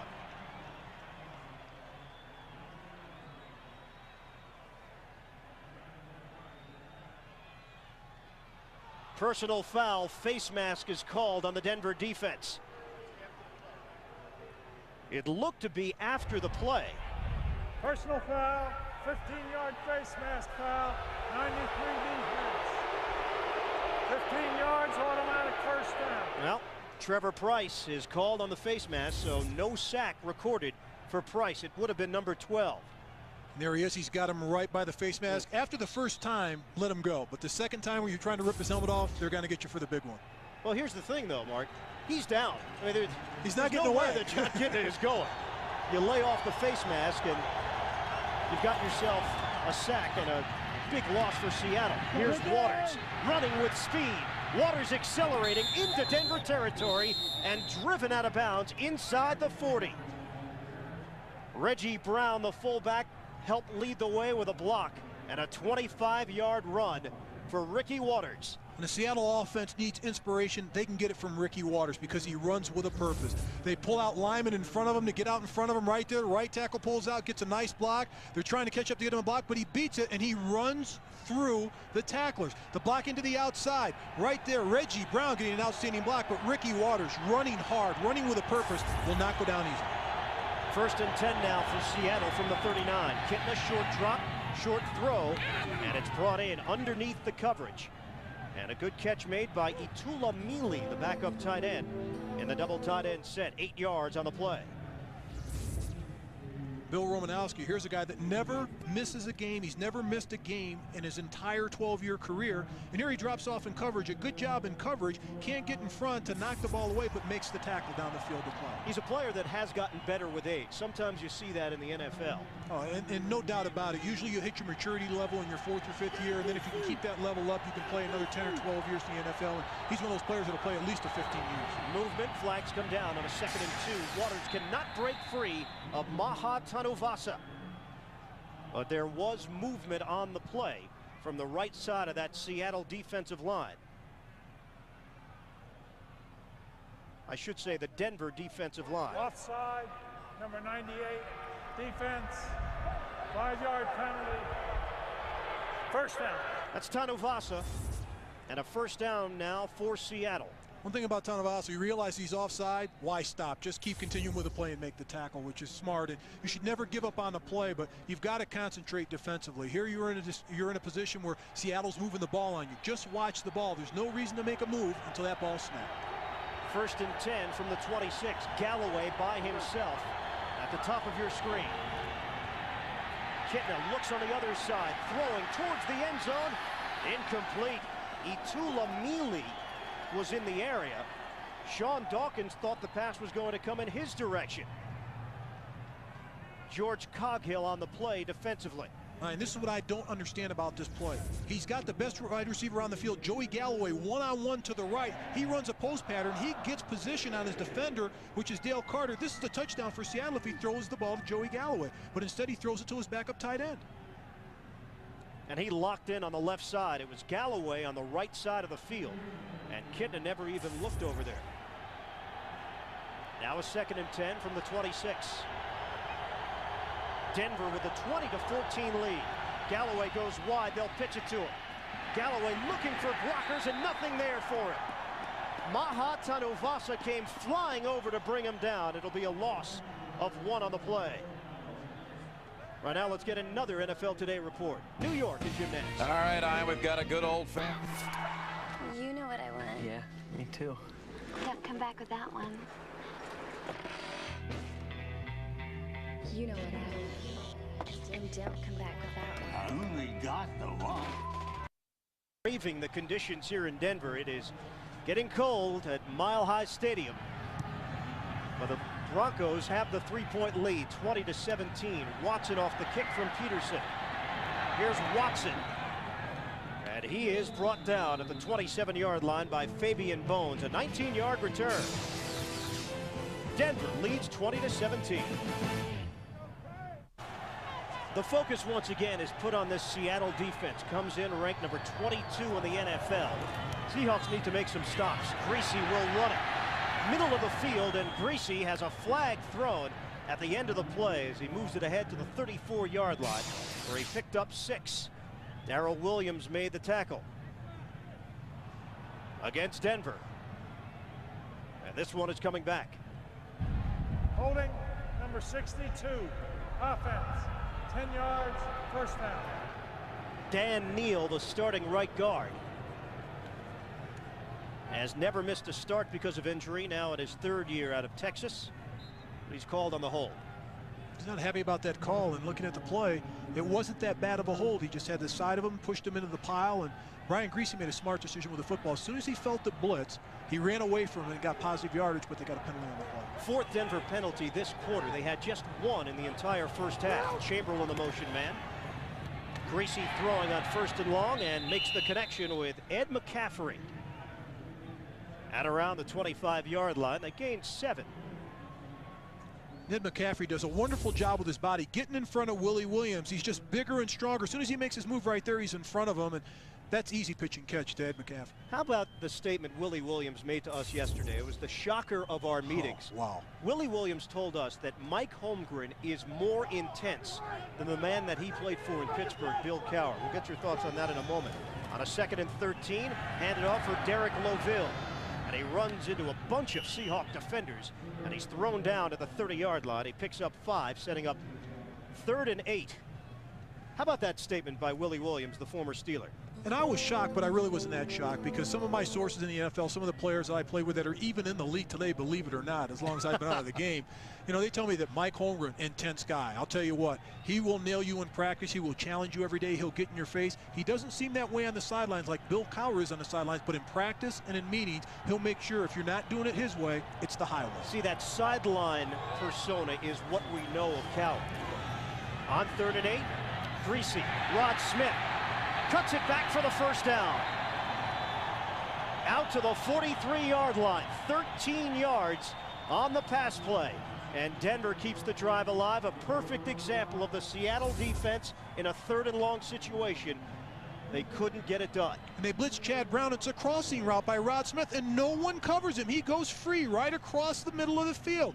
Gets the ball, first down for the Denver Broncos. But here's the situation on Seattle. You've got to stop the wide receivers. You've got to challenge them on the line of scrimmage, disrupt their routes, and get your hands on them. Don't place off the ball. On the ground, Olandis Garrett got to the line of scrimmage, and that's it. Lamar King, first man there. Join CBS Sports on Christmas Day as famous celebrities at CBS Sports. On a 2nd and 10, Billy Miller is now on the field for Ed McCaffrey. Thrown out, and the catch made by Detron Smith, filling in for the injured Howard Griffith. Picked up 3 on the play, and once again will set up a 3rd and long. Chad Brown on the tackle. Time is running out here in the third quarter, just over 2 minutes to play. Well, Denver's done a great job of controlling the clock. Right here you see they've controlled the ball for a lot more than the Seattle Seahawks. And they've been doing it through the air. They've been doing it on the ground, obviously by running the ball, but they've been very good at getting the ball in the wide receivers or running backs' hands in a hurry so they can run and get positive yardages after the catch and run time off the clock. McCaffrey back on the field. Greasy in trouble, looking to run it. Greasy, first down. Brian Greasy into Seattle territory, and a late flag on the play. A face mask. Sean Springs came in late after the 20-yard tuck and run by Greasy. Face mask by defense. 15 yards, first down. And again, the Seattle defense on a 3rd and long. And that's just frustration at the end of the play by Sean Springs. But this is why it's successful. Look at the defense. They're going to go up the field right there. They're going to open up a hole for Brian Greasy in the middle of the field and take off. But there's no defenders in the middle. Right there, a tremendous block laid on Darren Smith in the middle of the field. That's why Brian Greasy's taking advantage of this defense. If he sees the defense playing soft, he sees an alley in the middle of the field because of the rush, he'll step up in the middle of the field and take off and run. Great decision by Brian Greasy. And just like that, Denver is all the way into Seattle territory at the 20-yard line. On a 1st and 10. Greasy, a huge day rushing the football. Off of play action. Throwing to the sideline, and De'Tron Smith, who is spilled out at the 15-yard line. They picked up 4.5. And Darren Smith making the tackle. You know, Darren Smith won a Super Bowl with the Dallas Cowboys, and that's really what you have to look for now. Leadership on this defense. Guys that have been there. Guys that can make some plays and show the way to the younger players who have never really played in a pressure situation come December and January. And not even younger players, older players. Willie Williams sat down and told us that Cortez Kennedy was nervous about this game. He was nervous because he has never been in a position in his pro career where they've had a winning record better than 8-8. Olandis Gary trying to run off tackle, and he gets to the 15, maybe a gain of 1. Chad Brown on the stop. You make a good point. Cortez Kennedy has been with this team 10 years. Was drafted in the 1st round back in 1990. And Kennedy is hoping to experience the playoffs. And that's one thing that just telling players it's good enough because you've been there, but you have to go out and you have to show them. You have to show them on the field that you need to pick it up a notch at this time of the season. On a 3rd and 5. Only 15 seconds left in the 3rd. Can they convert another 3rd down? Here's Greasy. And Gary could not hold on to the football. Anthony Simmons was there to make sure of it. And Jason Elam will come onto the field to attempt a field goal of about 33 yards. Only 6 seconds remain in the 3rd. And this battle's being won up front by the offensive line. The defensive linemen of Seattle, they can't get off the line of scrimmage. The separation between quarterback and line, he's got time to maneuver in the pocket and find somebody downfield. They didn't complete the pass, but they're keeping the defensive rush away from quarterback Brian Greasy. Trey Teague will snap it. Tom Ruin the holder. Jason Elam from 33 yards away knocks it through. The Denver Broncos take a 23-17 lead. 1 second left in the 3rd. Just 1 tick of the clock left here in the 3rd quarter with Denver in front by 6. Another field goal for Jason Elam, and he will kick it off to Charlie Rogers. Time expires here in the 3rd. Rogers will field it from the 6. And he is met at the 26-yard line, spins his way out to the 27. End of the 3rd quarter. Denver 23, Seattle 17. We'll return to Mile High Stadium right after this message and a word from your local station. With the 23-17 lead here at Mile High, and the Seattle Seahawks not in a must-win situation, but they want to put an end to this 3-game losing streak and move into a tie with the Kansas City Chiefs for first place in the AFC West. An important quarter for John Kitna and company. 1st and 10 from the 27. Kitna will throw it. Throwing the long ball, middle of the field. It's caught and dropped. Derek Mays had it, and it will be ruled incomplete. Mays had it at the 35-yard line, but Derek Mays could not hold on to it. For Derek Mays, you'll see him right in the middle. He has the ball, but he doesn't have complete control over it. And Seattle continues to attack the middle of the football field. It's a perfect pass by John Kitna, put right on the money. This is where Derek Mays has to step up and make this catch and make a big play for their offense. Seahawks are searching for a big play, whether it's on offense or defense.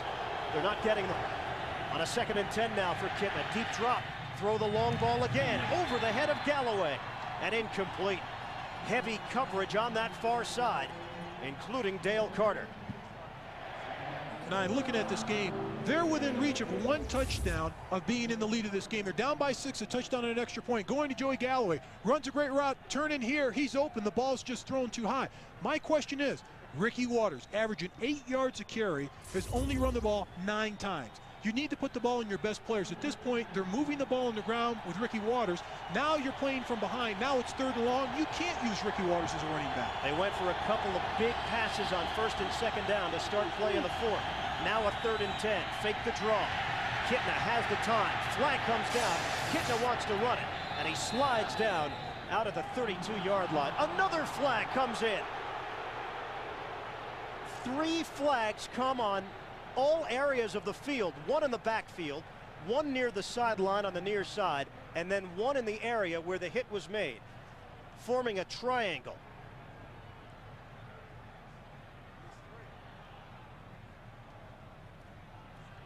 And with all these infractions, we do have the right referee to sort it out, Bob McElwee. He'll find out. There are a few different calls out there. 1 should be holding in the backfield. That looked like the first call. We have 3 fouls. 2 fouls on the defense. Personal foul, piling on, and defensive holding. We had offensive holding here. Those penalties offset. We will repeat 3rd down. Now Bill Romanowski was helping out on the play. Just making sure that Bob knew the rule that they would offset. Just putting his input in there. Even though we had 2 penalties, we traded 2 for 1, and we'll start this thing all over again, won't we, Bob?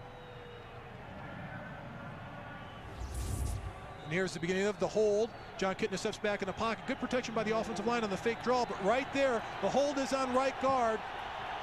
Brian Habib on Keith Traylor. And now a 3rd and 10 for Seattle. Kitna is changing the play. 3 receivers set. Crucial play at the start of this 4th quarter. To the sideline and out of bounds.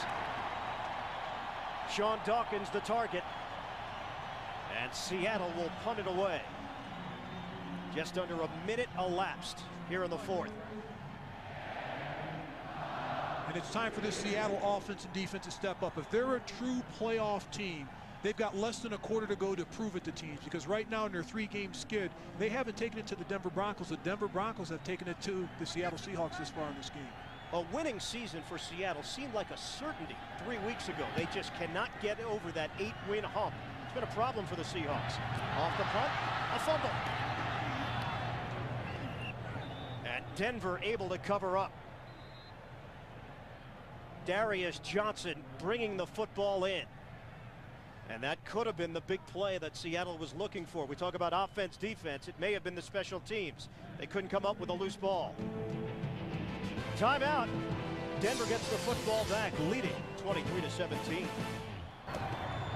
Back in Denver on a handoff for Olandis Gary. Breaking a tackle, and a late flag comes down as Gary moved into Seattle territory. 2 flags now. He was brought down to the 45. It was a 16-yard run. And now Bob McElwee is becoming a very busy man here in the 2nd half. First half, very clean. 2nd half, a number of penalties on both sides. They're 2 well-coached football teams with Mike Shanahan and Mike Holmgren. We have 2 fouls against the offense. Holding, number 62. Unsportsmanlike conduct. Holding was Dan Neal. We will decline the unsportsmanlike and accept the hold from the previous spot. 10 yards, repeat the down, 1st down. Detron Smith on the unsportsmanlike conduct, but it will be the holding penalty that sticks. That just drives you batty as a head coach. Mike Shanahan wants to find out what's going on out there. They play smart football in Denver. They always have. And you know, looking by their record this year, you wouldn't think they had, but just been a lot of injuries with this football team and turnovers at the wrong time, but they still play smart, clean football in Denver. They had gained 16 yards on the run. Now they back it up 10 yards.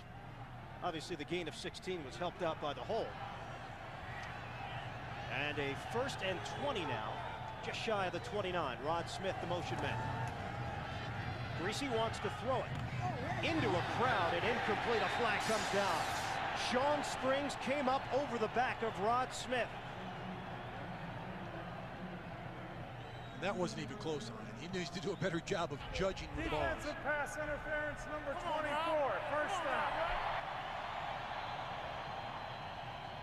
Was there a matter of overconfidence with this Seattle team? Have you seen that throughout your career, that a team just goes on a tremendous winning streak and maybe you start believing in some of the press clippings and the edge is no longer there? Absolutely. I've experienced that in my career, not one but a few times in my career. And what happens at that time, the older veterans circle the wagons. Little team meeting, get guys concentrating on what they're supposed to do, not who they're supposed to be, but what they're supposed to be on the football field, and go out and do your job. Now on 1st and 10, Greasy throws the long ball. Smith extends the arms, but can't bring it in. Willie Williams was there one-on-one. That is a late flag. Both guys were fighting for the ball. Both officials who were on the spot did not make a call, but that was an awful late call. You'd have to count to 3-4 Mississippi after the play ended. The 3rd ref came in. And I don't know what kind of angle he had, but just looked like incidental bumping between receiver and defensive back, both going for the football. Willie Williams would be the culprit with Rod Smith. And a conference for the officials right now determining whether or not there was a foul. Defensive pass interference number 27, first down. Wow. And I want to see that again because it appeared the first time looking at it, Willie Williams turned and looked for the ball right at the end to fight for the ball as Rod Smith was going for the ball. Here he is on the outside, simple fly pattern down the sidelines. There's the ball thrown. He turns and looks at the ball, both fighting for the ball. That's a questionable call to make. He turned and looked at the ball, went for the ball. That should be a no call. It turns out to be a 34-yard penalty. And now Denver has it, a 1st and 10 at the Seattle 28. They'll look to run it with Olandis Gary. Trying to move it straight through the middle and not much to speak of. Jay Bellamy and Anthony Simmons collaborating on that stop. It'll be 2nd and long. No, and a lot of people look at the Denver Broncos this year and they thought they were probably going to win the AFC West, but the injuries had caught up to this team. But a lot of people forget. I've been in a situation before when you go to the playoffs year in and year out, you go to the Super Bowl, all of a sudden 2 or 3 years in a row, you've played a full January that other teams haven't. So actually you've played another 10, 12, 14 games than most teams have, and it catches up to you after 2 or 3 years. That's an extra season. On 2nd and 10, Carswell could not hold on to it. It'll be 3rd and 10 from the 28. Chad Brown had the coverage. Really now, Mark, the focus on this Seattle tailspin, because that's what it's been for the Seahawks. Losses to Tampa Bay, Oakland, and San Diego. That followed a 5-game winning streak when Mike Holmgren's team was in complete control of the AFC West. Now all of a sudden, with a loss, they will find themselves a game back of Kansas City, and they're hosting the Chiefs next week at the Kingdome. A 3rd and 10. Shotgun for Greasy, flushed out. Throw, catch made by Chamberlain. And he's brought down very quickly by Jay Bellamy. Maybe a gain of 1 on the play. And we will see Jason Elam come onto the field and try to make this a 2-possession game. He's hit from 28 yards, 46 yards, 33 yards. He missed from what would have been a record-setting 64 yards away. This is a 45-yard attempt. And this will also put the pressure on the Seattle Seahawks if he can connect. From 45 yards away, ruin the holder. Elam. Wide to the right. So the Seahawks still trail by only 6. And lots of time left here in the 4th from Mile High. 12:01 to play, 4th quarter. Elam missed it to the right. For 16 years, John Elway played for one team in one city. 16 years. In today's sports world, that's something you don't expect to hear. So why did he spend his entire career in Colorado? Was it loyalty? Was it commitment? Was it the water? Expect more from an original. Original Coors. Brewed a mile high. My beer? Coors. An original Coors.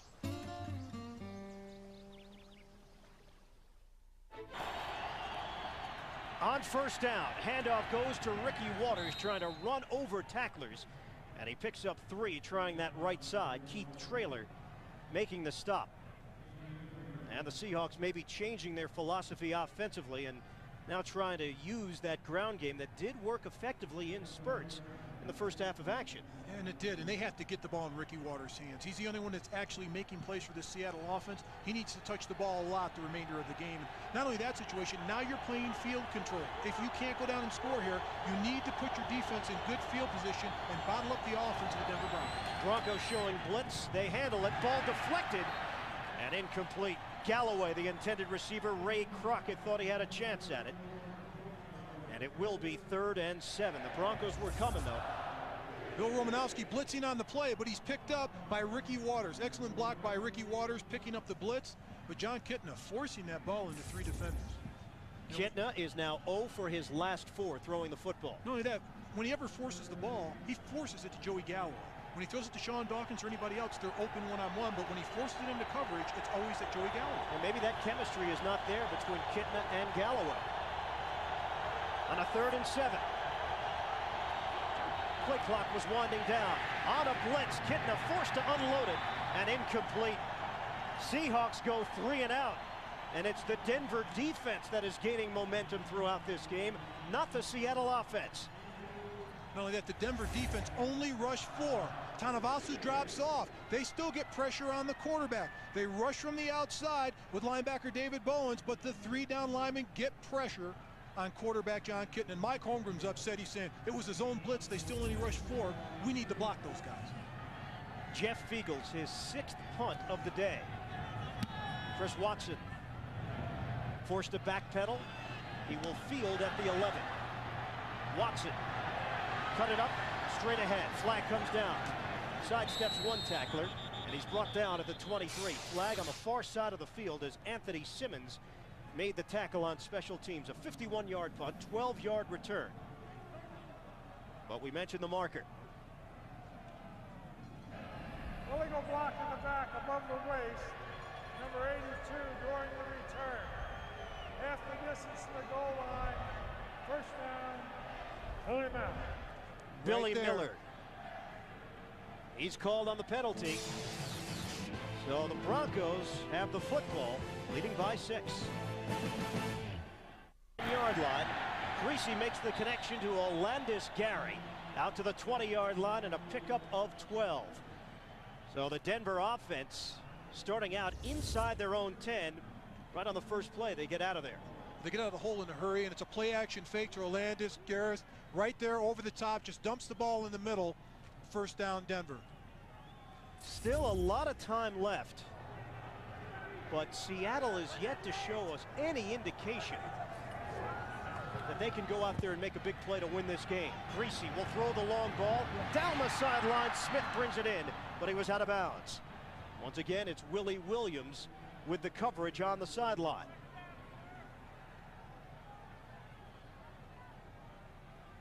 Clock is stopped as Williams had the one-on-one coverage. Earlier he was called on the pass interference. He was clearly out of bounds. Ed McCaffrey has gone to the sideline, as has Rod Smith. On a 2nd and 10 now. Motion man is Miller. On the draw for Gary. Trying to circle it to the outside. Gary didn't have the angle, and he gets thrown out right around the 23-yard line by Darrell Williams. He picked up 3. Last week, the 1958 championship game was voted the NFL's 7th most memorable game. This week, find out what was at number 6, only on NFL.com.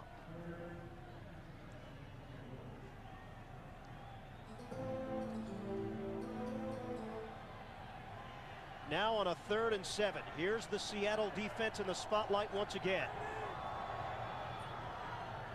Broncos trying to convert. 3rd and 7, Greasy over the middle. Rod Smith extending his arms. Enough for the first down. He picked up 8. They needed 7. And Phillip Daniels makes the stop. Seattle once again could not get it done defensively. And the key is the protection up front. The Denver Broncos pick up the zone blitz. The blitz on the outside by Joey Elam's. It's smart by Tony Jones. He lets Phillip Daniels drop into coverage, picks up the blitz on the outside. Brian Greasy has enough time to step in the huddle, complete this pass, and they're just letting wide receiver Rod Smith run clean across the middle of the field. Seattle has to stop him at the line of scrimmage. Give it off to Gary. Denver now wants to use some clock.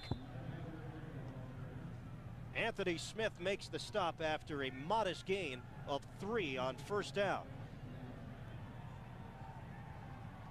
How important is this game for the Seattle Seahawks?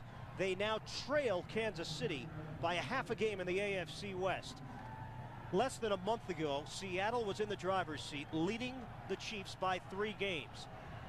It has been a free fall for the Seahawks, trying to avoid their 4th straight loss. Off of play action, Greasy picked off. Intercepted by Willie Williams at the 47-yard line of Denver.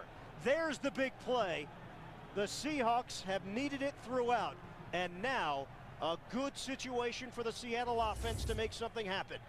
And Seattle gets the big play out of quarterback Brian Greasy. He does not throw a good ball. He should read the defense. Willie Williams cuts front of wide receiver Ed McCaffrey. He should not throw this ball. And that's kind of been the knock on Brian Greasy. He'll play well for a quarter, then for 2 quarters, and all of a sudden a bad play. And that bad play may cost the Denver Broncos, because now the Seattle Seahawks have excellent field position. 5th interception of the season for Williams. He's one of the veterans of that defense. He's been to the playoffs before as a member of the Steelers. On a handoff, Ricky Waters keeps the legs moving as he gets inside the 40.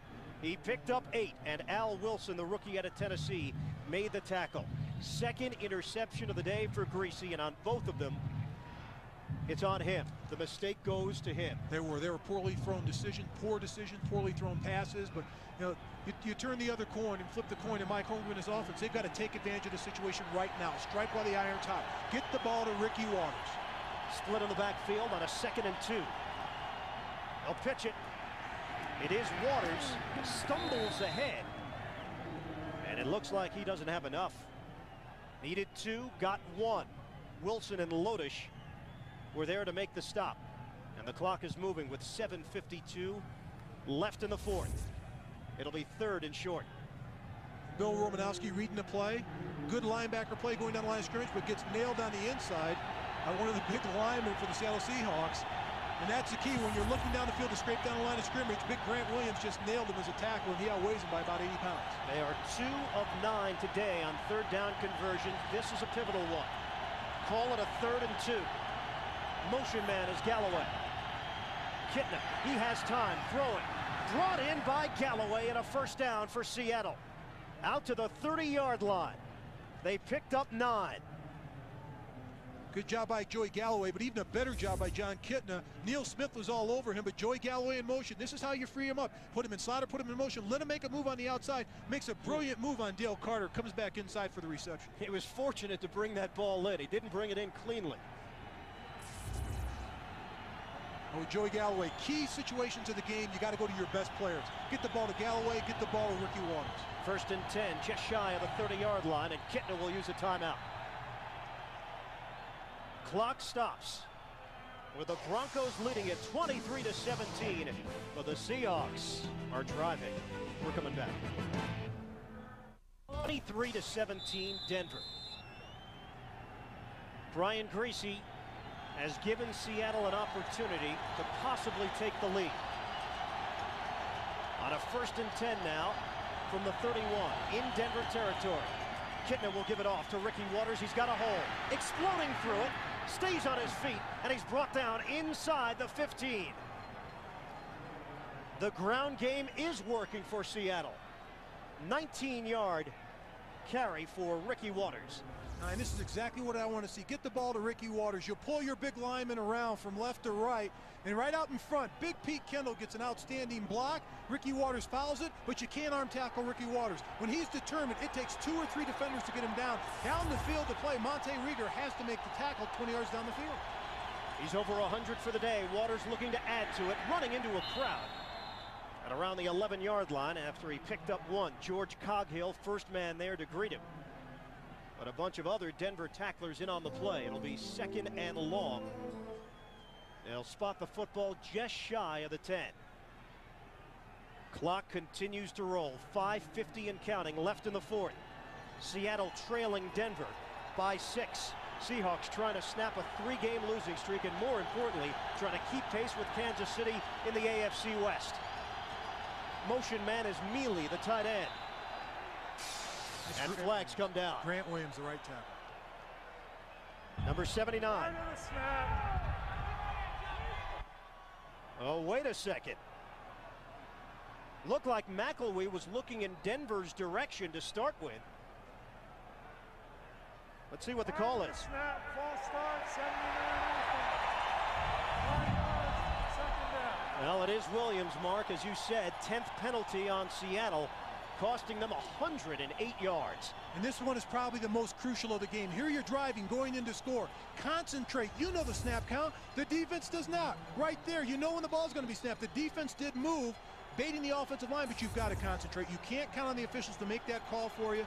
This drive is the most important of the game, as I stated, but you've got to rely on yourself and your players around you to make a play, and you've got to take it upon your shoulders to make the right play and not make a ridiculous decision. So far on the drive, they've run the football 4 times. They've thrown it just once. A big throw to Joey Galloway. Waters in motion. They'll throw it now. Flag comes down. Kitna throwing on a slant. Caught. Derek Mays inside the 5, but as mentioned, a penalty marker. 11 yards on the slant, and it will work against the Seahawks. Illegal shift, offense, 2 men moving, and they did not reset prior to the snap. 5 yards, 2nd down. Second time we have seen the illegal shift called here today. I'll tell you what, for Mike Holmgren, in this situation, he wanted to see how his team would react. He said, one thing the Denver Broncos have that I don't have, that we will get, is championship maturity, because they've been there before. But he said, we'll get that someday. It may not be today, but that's what we're striving to get. We're seeing it right now because the offense is not executing in a crucial situation. They may need it right now, though. They face a 2nd and 18. Kitna. Very deep drop. They'll set up the screen. Ricky Waters inside the 10. So they get back a chunk of the yardage that they lost on the penalty, and they picked up 11 on the pass play. For those of you expecting to see 60 minutes, you are watching the NFL on CBS and the game between the Seahawks and the Broncos. Ian Eagle along with Mark May, and our score, Denver 23, Seattle 17. 60 minutes will be seen in its entirety immediately following this game, except on the West Coast and the Mountain Time Zone. A huge 3rd down play for Seattle. A 3rd and 7, trailing by 6. Under 4 minutes left. Watch the clock, John Kitna. He wasn't, and it runs out on it. Kitna throwing. Catch is made. Touchdown, Sean Dawkins, but flags on the play. They ran out of time. Offense. 5-yard penalty. 3rd down. A young quarterback going into Mile High. And Kitna just was not aware of his surroundings, at least for that moment. And that's part of the championship maturity that I talked about before. A championship team that's been there, that's been in crucial situations. They know how to react in these situations. When we talked to Mike Holmgren the other day, he told us point blank, my quarterback, John Kitna, he's playing better than you'd expect from a first-year quarterback, but he's not playing good enough. 3rd penalty on this drive. The Seahawks shuffling personnel. And once again, the play clock is winding down. Holmgren uses a timeout, and he is frustrated right now. And he's calming everybody down because he knows he's upset at this situation, the penalties, wasting a timeout. Now he's just telling everybody to settle down. And the Seahawks have just 1 timeout remaining. with 3:51 on the clock. Hey, listen, if you're going to play this game with a young quarterback, if you're Denver, Brian Griese, if you're Seattle, Jon Kitna, those situations are going to come up over the course of their first season as a starter. And they're called growing pains. Head coaches call it. I call them gray hair pains, because this is a situation where you get your gray hairs as a head coach, and you know you're going to have to grow through the situation. The only way to get through it is to experience it as a quarterback and grow through it. Here's the main question right now, Mark. Is this 4-down territory? Does Seattle, if they don't convert on 3rd down, go for a touchdown or a 1st down on 4th down because they don't trust their defense? I think at this point, if I'm head coach, most head coaches play conservatively. They kick the field goal, try to get the ball back. They still have a timeout left, move the ball down, kick another field goal for a tie. But at this point of the season, you've got to get your offense and your team to believe. Go for the points right now. Don't go for a 1st down. Throw the ball in the end zone. It's on 3rd down, on 4th down. That's when you call your last timeout, decide if you're going to go for it, but I would kick the field goal. There's too much time left. A lot of it will be determined after this play.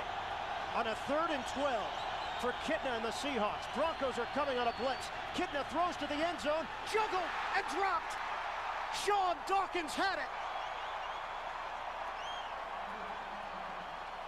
And now Seattle has to make a decision.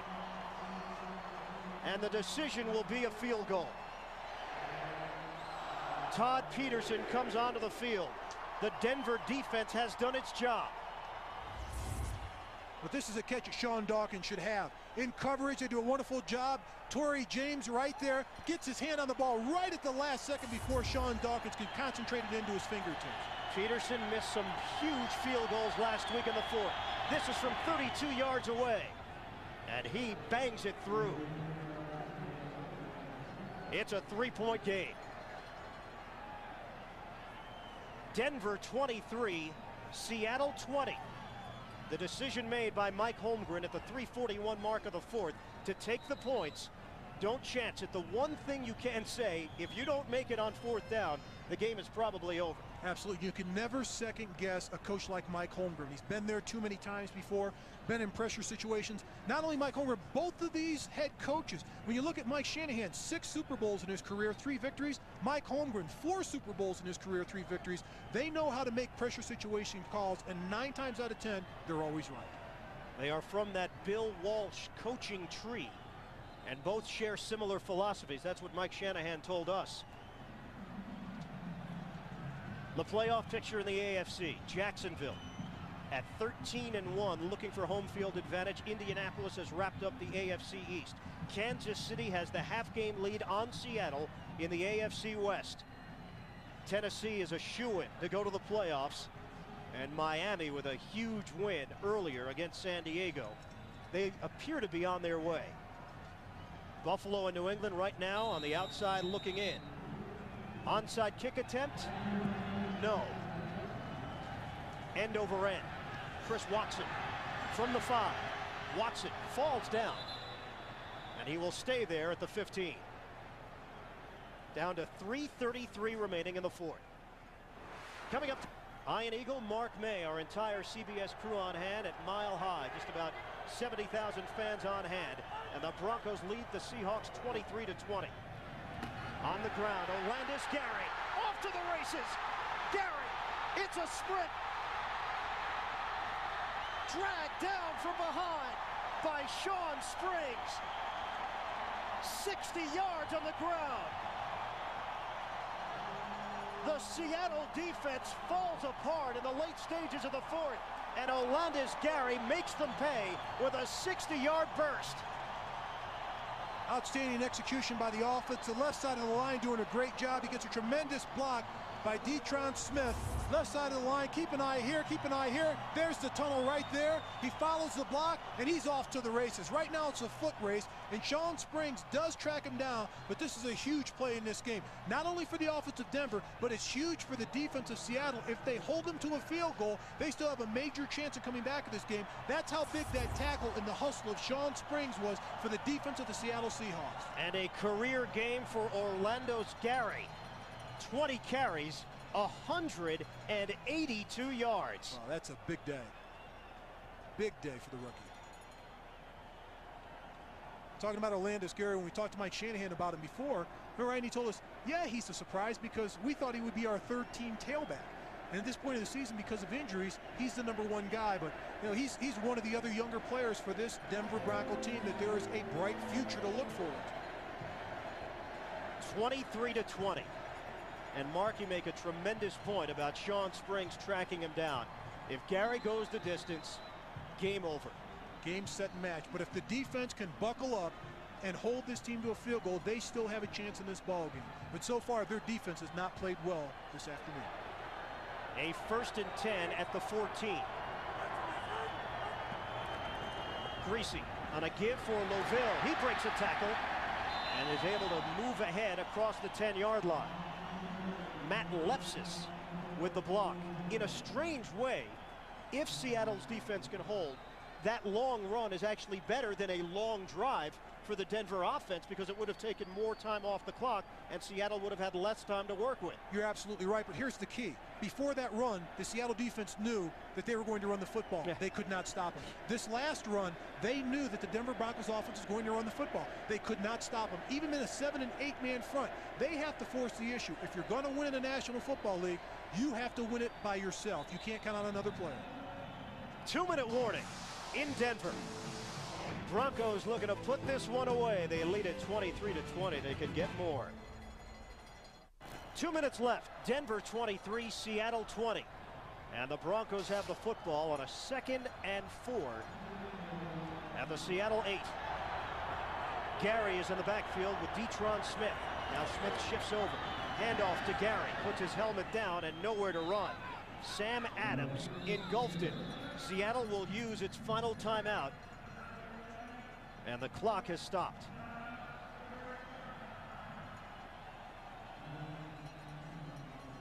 The Seahawks just hoping that they can stop Denver, hold them to a field goal, and then get the football back with a chance to maybe minute 52 showing on the clock. A 3rd and 5 for the Denver Broncos offense. Denver has the 2 timeouts remaining.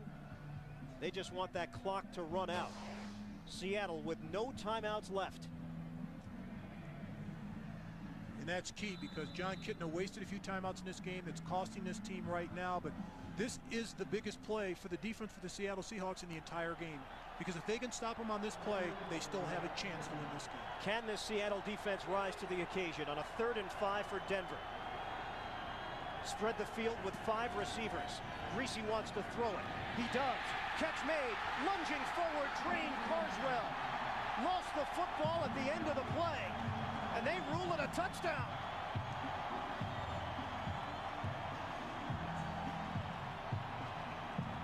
The Denver Broncos have put this one away.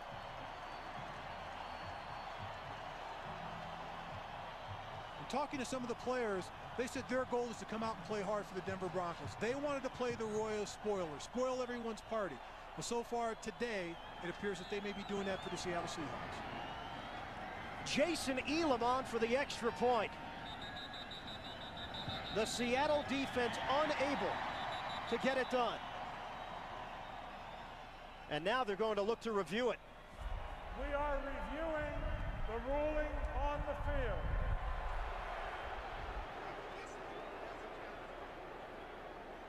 Let's take a look again. This was Carswell making the catch and lunging forward. He's got the football there. Is he down is the question. I thought he was. Looked like his knee was down. On live action, it looked like he was down. Another look from this angle. He's got possession. He has the ball. You know what? That angle across the plane. It does show you that Carswell was not down. The knees were not down as he fell forward. I didn't even know if they were giving him the touchdown because of his lunge or because of the recovery. Here's another look at it. He lunges. He's not down. And it looks like he's in. Break the plane. Did the ball cross the plane before the knee hit? Now here's another thought altogether. Let's say that they do call him down at the 1. This game's over. With a minute 47 left, they've got a 1st down. And it's over. Seattle has no timeouts. And Don't the game even is take over. a chance. Just kneel on the ball. I wouldn't even take a chance. Either way, Seattle is going to come out on the short end here. Either the score is going to look worse or they're going to lose by only 3. I mean, even the call on that was a cold-blooded call by Mike Shanahan, going for that, throwing the ball with Brian Greasy. Well, nothing to lose. Nothing to lose. That's You're the way right. you got to look at it. That was a smart call. It builds confidence for the future of a young quarterback. So it's under review.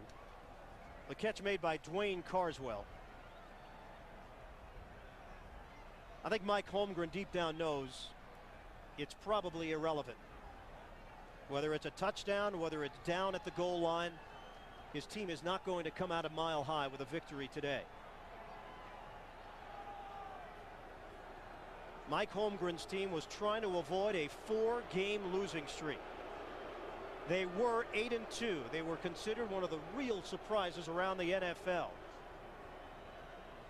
They have come back down to earth in a hard way. You're right about that. And not only that, now the players have to realize, are they as good as they thought they were 3 or 4 weeks ago? Can we ever win more than 8 games in Seattle? Their backs are against the wall, and it's a long played ride home for these players under Mike Holmgren.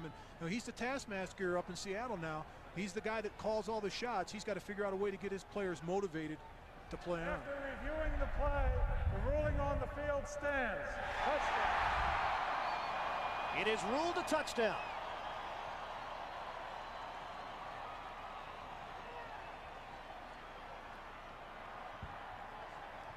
Dwayne Carswell has put this one on ice. Now Elam on for the extra point.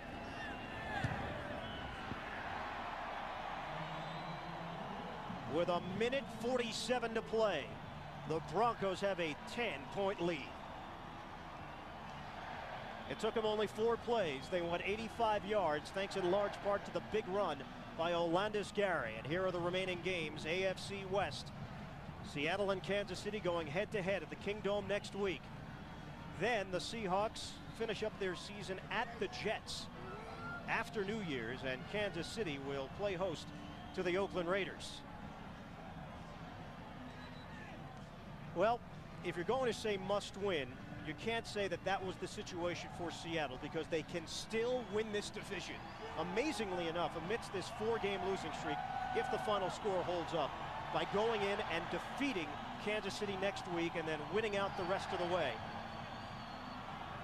Not only that, this team just wants a win at this point, and they need to build confidence right now. Their confidence is shot. At this point of the season, you've lost 4. 4 weeks ago, this team was feeling cocky. They were feeling great about themselves. They thought that they had the division wrapped up. Now there's a bunch of self-doubts, and this is what they're going to have to overcome. The players that are with the program and the players that are not, they're going to have to regroup next week if they want to win the AFC West. Mike Holmgren has never lost 4 straight games as a head coach or an assistant in the NFL. A rolling kick was picked up by Fourier, and Seattle has it at the 45-yard line. Give you another one. Seattle is actually better off that they counted the touchdown, because at least now they have a chance to go down the field, maybe score and try an onside kick. Absolutely, but they've got to score in a hurry. It can't be one of those drives where they take a minute and a half off the clock and only have a few seconds left to have a chance. They've got to put the ball in the end zone and score as fast as possible.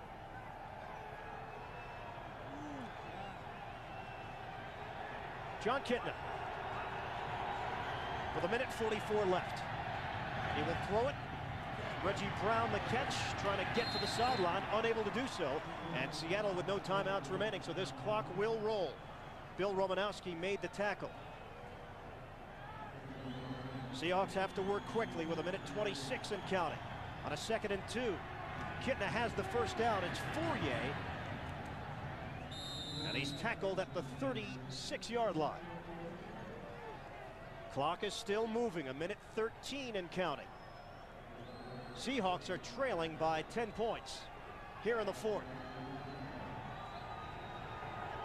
On first down, Kitna has the protection. Will throw into coverage. To the end zone. Caught. Touchdown. Derek Mays.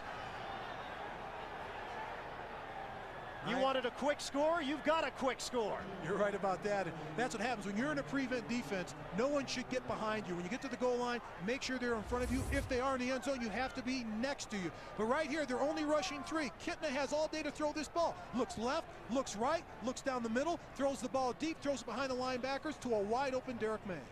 And once again, the prevent defense prevent you from winning. That's it.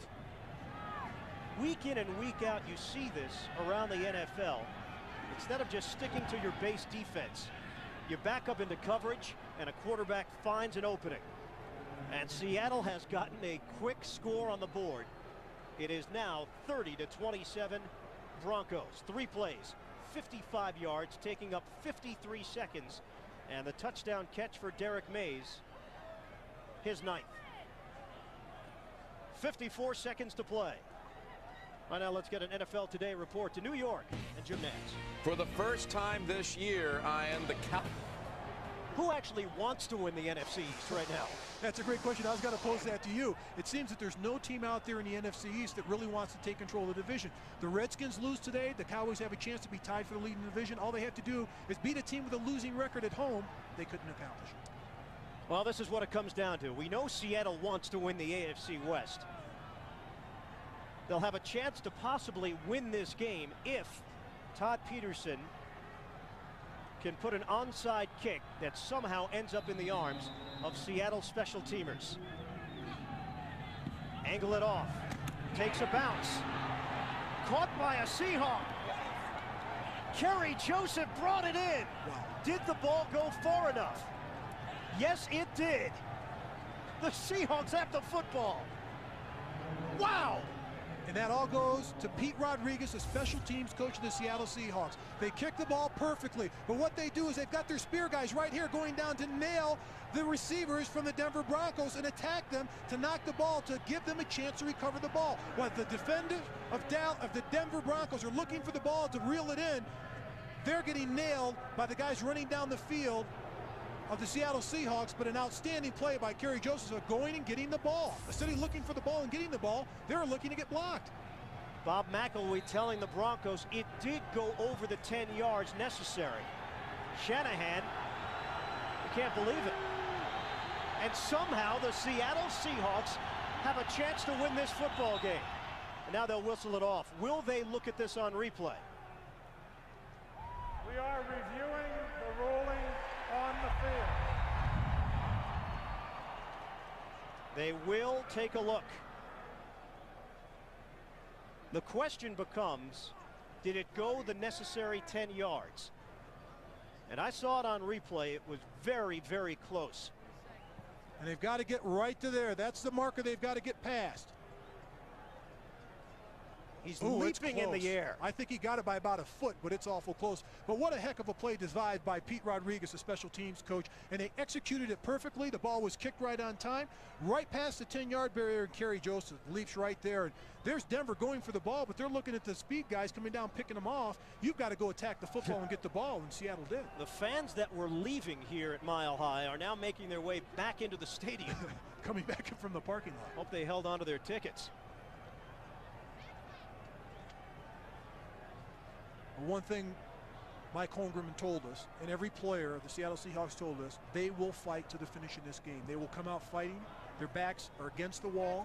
They know it, and they have come out and they've played well. They performed well in this game. They don't have the lead yet, but from the beginning of this game to the end, they've been in a fight, and they fought with the Denver Broncos.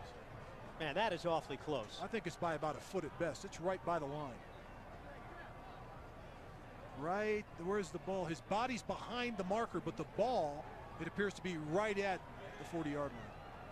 It's as if half of his body is across the 40 and the other half is on the other side of the 40. But you go by the ball. It looks by the ball is over the 40-yard line. It's close. From our angle, that's the way it appears. And remember, if they call Carswell down at the 1, this game would have been over. Because Denver would have taken a chance, kneel on the football a couple of times, and it's over. Seattle with no timeouts.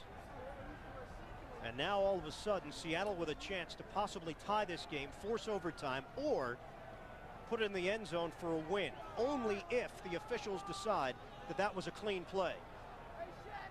And the man of the moment is Bob McElwee. After reviewing the play, the ruling on the field stands. First inning for the kicking team.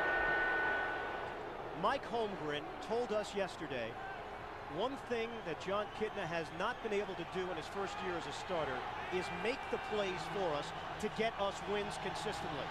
That is exactly what he is asking his young quarterback to do right now. On a 1st and 10 for Seattle. from the 42. Kitna under a rush, underthrows, almost picked off. Ray Crockett. Clock stops.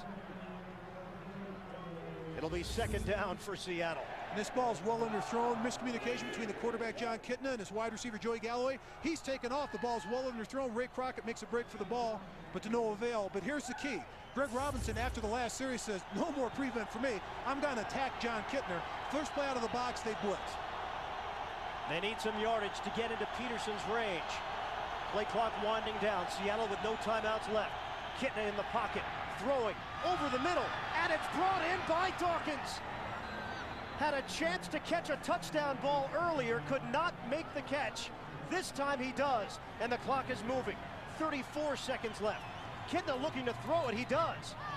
And a flag comes down. Dawkins made the catch on the sideline. It didn't look like the offensive line was set. And we'll see what the penalty is. Kitna trying to catch them napping. Defense. He did. The foul precluded the snap. The foul precluded the snap. It's an offside defense for not getting across the ball. 5 yards. Still first down.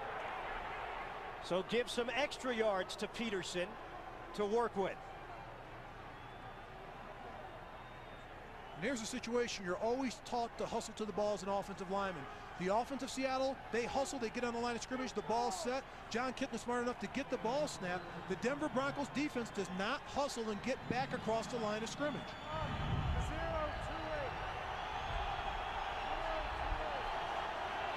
0-2-8. Right now, it would be a 45-yard attempt. They are saying that there are 28 seconds now on the clock left in the fourth. On first down, Kitna, he has time. Almost intercepted, and this game would have been over. Bill Romanowski. This game should have ended on 5 different occasions. And you're absolutely right. It should have been over. There should have been a few interceptions, but Bill Romanowski dropping off into coverage. It's a zone. He makes a break for the ball. John Kitna throws it right to him, and he can't come up with the interception. That's easy picking for Bill Romanowski. John Kitna threw it right to Romanowski. There was no Seattle receiver even close. Sean Dawkins, the intended target. And now 23 seconds left. On second down, Kitna, a deep drop, throwing towards the sideline. Sean Dawkins came back for the football, but did he make the catch? No. It bounced off the grass. And it will be third down now for Seattle. There's the situation I'm in. If I'm calling this play for Seattle, I throw the ball in the end zone. I take a chance, throw it to Sean Dawkins with his height at 6'4". Maybe he'll jump up and come down with it, but at least you're going to come back and have an attempt for the field goal. But I take a chance right here, go for all the marbles, go for the victory. They threw it to him earlier in the end zone, and he couldn't hold on. Now it's a 3rd and 5 from the 27. Kitna has the protection. And Dawkins could not bring it in cleanly. It would have been out of bounds. Kitna did not make a good throw, and it looks like they were playing just for the field goal. Todd Peterson, last week, he had a chance, a number of chances for Seattle to pull out a win over San Diego. That was the 3rd and final chance in the 4th, and San Diego held on for a 19-16 win. This is a 45-yard attempt for the tie. And Denver will use a timeout.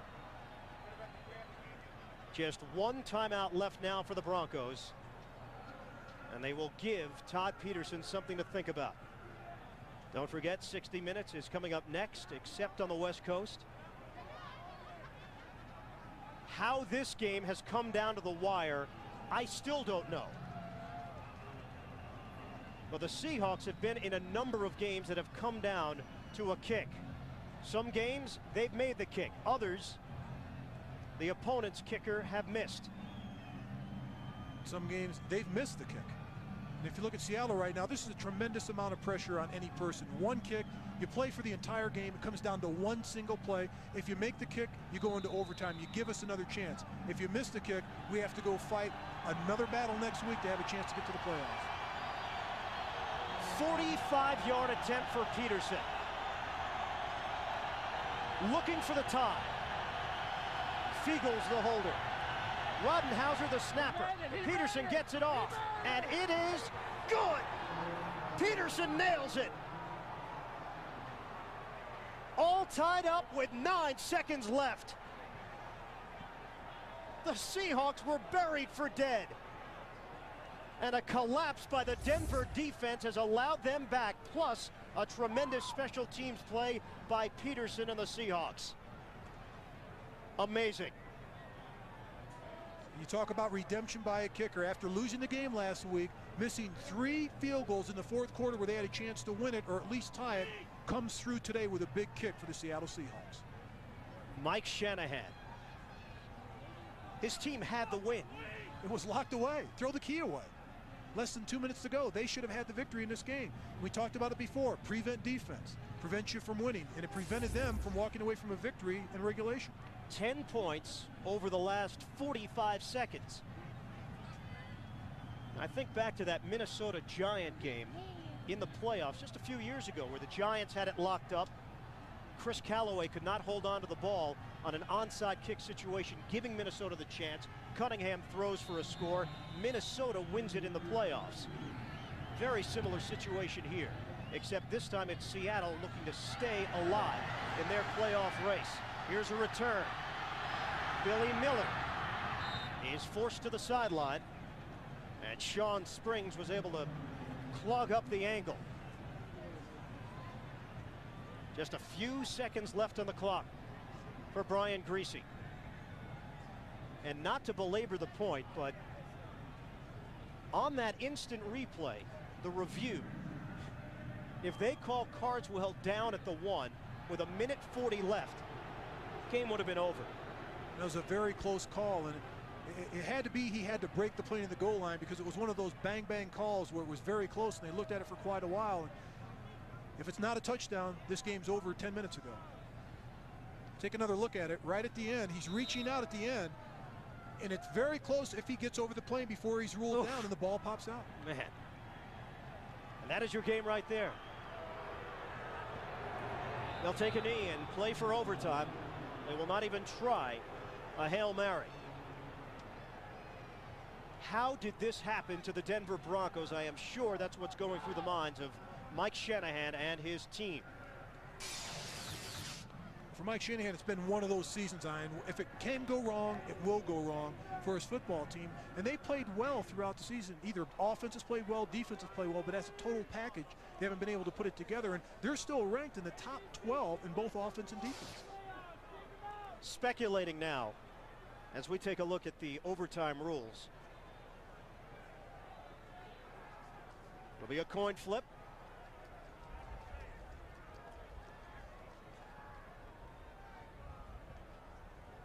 And the Seattle Seahawks will try to gain some momentum off of this. The point I was going to make is, if you win a game like this, I think it changes everything for your season. You pull out a game like this, then maybe you can build off it. Maybe you go out and beat Kansas City next week. No maybes about it. A game like this, being down like they were down, battling back, coming back. Here the visitors, you will make the call. Please make the call before I toss the coin. Tails, he said. Tails, he said. They get that out of the way early because of what happened last year. It is ahead. Denver has won the toss. He wants the ball. What goals you like to defend? Switch it around then. So the Broncos will have the football first. When we return to Denver, somehow this game is going to overtime, tied at 30.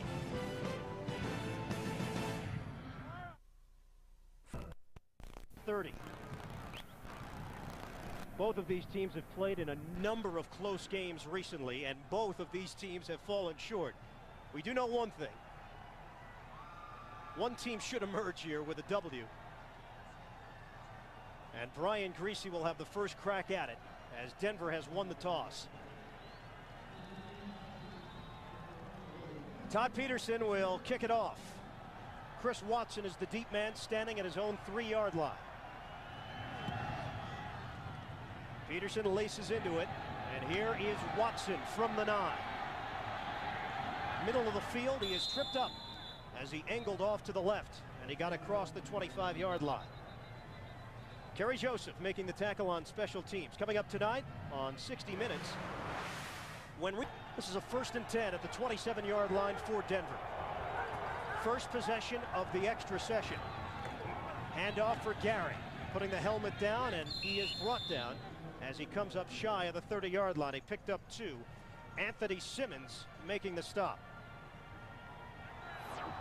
The Seattle Seahawks getting back into this game in the final minute of play.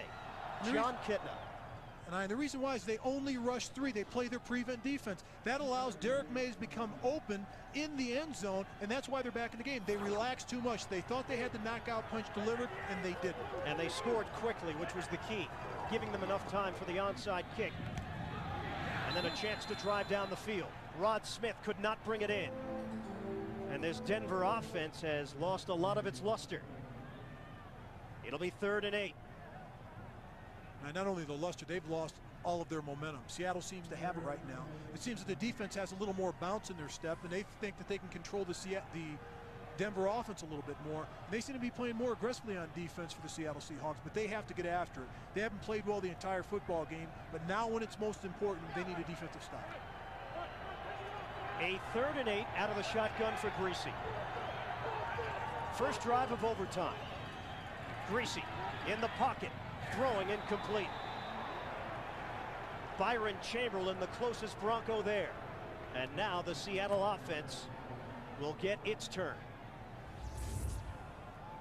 Brian Greasy gets good protection, looks downfield. Seattle's still rushing only 4. They get pressure right at the end, but he has a chance to look downfield and at least spot the ball in a different area. He has to look left, look right, and throw the ball. He's just looking in one area and honing in on that area, and that's why he hasn't been successful in the last few minutes of this game. 3rd punt for Ruin as the Broncos go 3 and out. Charlie Rogers waiting. Ruin gets it off. Wobbly punt. It will take a bounce favoring Denver. Roll towards the sideline and out of bounds at the 25-yard line. 46-yard punt. And that's where Seattle will set up shop with a chance to win this game in overtime. Mike Holmgren and the Seattle Seahawks going through a brutal 3-game losing streak. It was on the verge of 4 consecutive. Until Holmgren got some big plays. One from Kitna to Mays. Also, Peterson with the onside kick recovered by Joseph, and then the 45-yard field goal for Peterson to force OT. Now a 1st and 10 for the Seattle offense. Do you believe in momentum? Ricky Waters trying to get to the outside, able to turn the corner and scoot ahead for a pickup of 5. Glenn Cadrez forced him out. But Seattle does get 5 yards on 1st down. And at the end of that play, Ricky Waters picks up an extra 4 yards because Glenn Cadrez doesn't put the hammer to him. He thinks he's going to run out of bounds. He lets Ricky Waters escape and get a few extra yards on the play. And that can happen. That's what I talk about momentum. Now Seattle has it. They're not going to step out of bounds. They're going to get the extra yardage. And Denver has to take it to Seattle if they want to maintain in this game, because right now, Seattle's moved the ball. Now a 2nd and 5 from the 30. Play fake. Kitna stepping up in the pocket, looking for the long ball, deflected and incomplete. Sean Dawkins and Dale Carter were dueling. It's 3rd and 5. How about the other moments in the game where it could have come to an end? Possible interceptions. And it just didn't happen for Denver. They find themselves in this predicament, and new life for the Seahawks. And it seems like the air has gone out of the Denver defense. They had multiple opportunities of intercepting the ball, putting this game away time after time. The offense has, the defense has. For some reason, the Seattle Seahawks are starting to believe that Denver can't stop them, that they can't beat them. The Broncos have to get their hands on the football defensively. You can feel this stadium shaking on a 3rd and 5, a floater up top. Great play by Dawkins. 1st down, Seattle. Out to the 47-yard line, he out-leaped Dale Carter, went upstairs and climbed the imaginary ladder to bring it in. Now, this is what I'm talking about. Go to your big receiver, 6'4". Let him go up and fight for the football. He's taller than any defensive back out there. Give him a chance to come down with the football. Sean Dawkins fights for it and comes down with the 1st down. Couple of big plays for Dawkins. And trying to make up for what could have been a huge touchdown in the fourth. On the ground, it's Waters breaking one tackle and emerging through a hole into Denver territory as he brings it out to the 47-yard line. 6-yard gain. Monte Rieger making the tackle, and Seattle is moving the football. And they're in sync right now offensively, running the football, throwing the football. It seems that they're executing much better offensively than the Denver Broncos defense is. And right now, they're starting to get a swagger to them. The offense is starting to get a swagger out there, coming up to the line of scrimmage. The linemen are hustling up there, looking around, talking, making their play calls. Quarterback looks like he's in sync. The wide receivers believe that they're going to catch the ball if it's thrown to them. Seattle's first possession of overtime. On the move, Kitna throwing. He's got Galloway. Incomplete. He was wide open. If John Kitna puts it on Galloway's numbers, the Seattle Seahawks are going home with an OT win. And you're absolutely right, it's over. And Joey Galloway makes an easy hit move. Hasty, Dale Carter has him on the outside. He just runs right by him. He's looking for late help in the middle of the field from Darius Johnson, but he ran by the deep coverage. This ball is thrown in the right spot. It's over. Bringing up second down. Should say 3rd and short. 3rd and 4. 5 receivers. Here's Kitna on a rush. He loses the football. Fighting for it. Scooped up. Glenn Cadrez. He'll run it in for the score. Denver wins. In one of the wildest finishes that you will see, the Broncos have pulled this one off in overtime. Ray Crockett knocked it away. And the Denver Broncos come out victorious. Right, John Kitna did not see the blitz. It came from his blind side from the outside. Ray Crockett is the Denver Broncos defensive secondary man that comes with the blitz. He should know this. When he sees him getting close to the line of scrimmage, smell a rat. Here comes the blitz to his outside. He's looking left, right there from the right. Crockett comes in, dislodges the ball, knocks it loose, but Johnny on the spot. Glenn Cardez, the right place, right time, pick it up, run it in. Katie bar the door, the game is over. If you would have asked me how this game is going to end, you would have guessed that one. I may have, because you cannot possibly figure out what happened here in this fourth quarter and then in overtime. A 37-yard fumble recovery for a touchdown for Glenn Cadrez. And Mike Holmgren's team now finds themselves in a major hole in the AFC West. They trail Kansas City by a full game. Mike Holmgren knows just at that point how much pressure's on him, diving his head down to the ground. He knows, just reading the defense, looking at the defense and making a simple play, and we win. One of the strangest games that you will see. And it is Denver winning in overtime over Seattle, playing the role of spoiler. Thanks so much for being with us here today. For Mark May, this is Ian Eagle. It's over in overtime, 36-30. Broncos win it. You've been watching the NFL. Hello again, Scott Lasky here.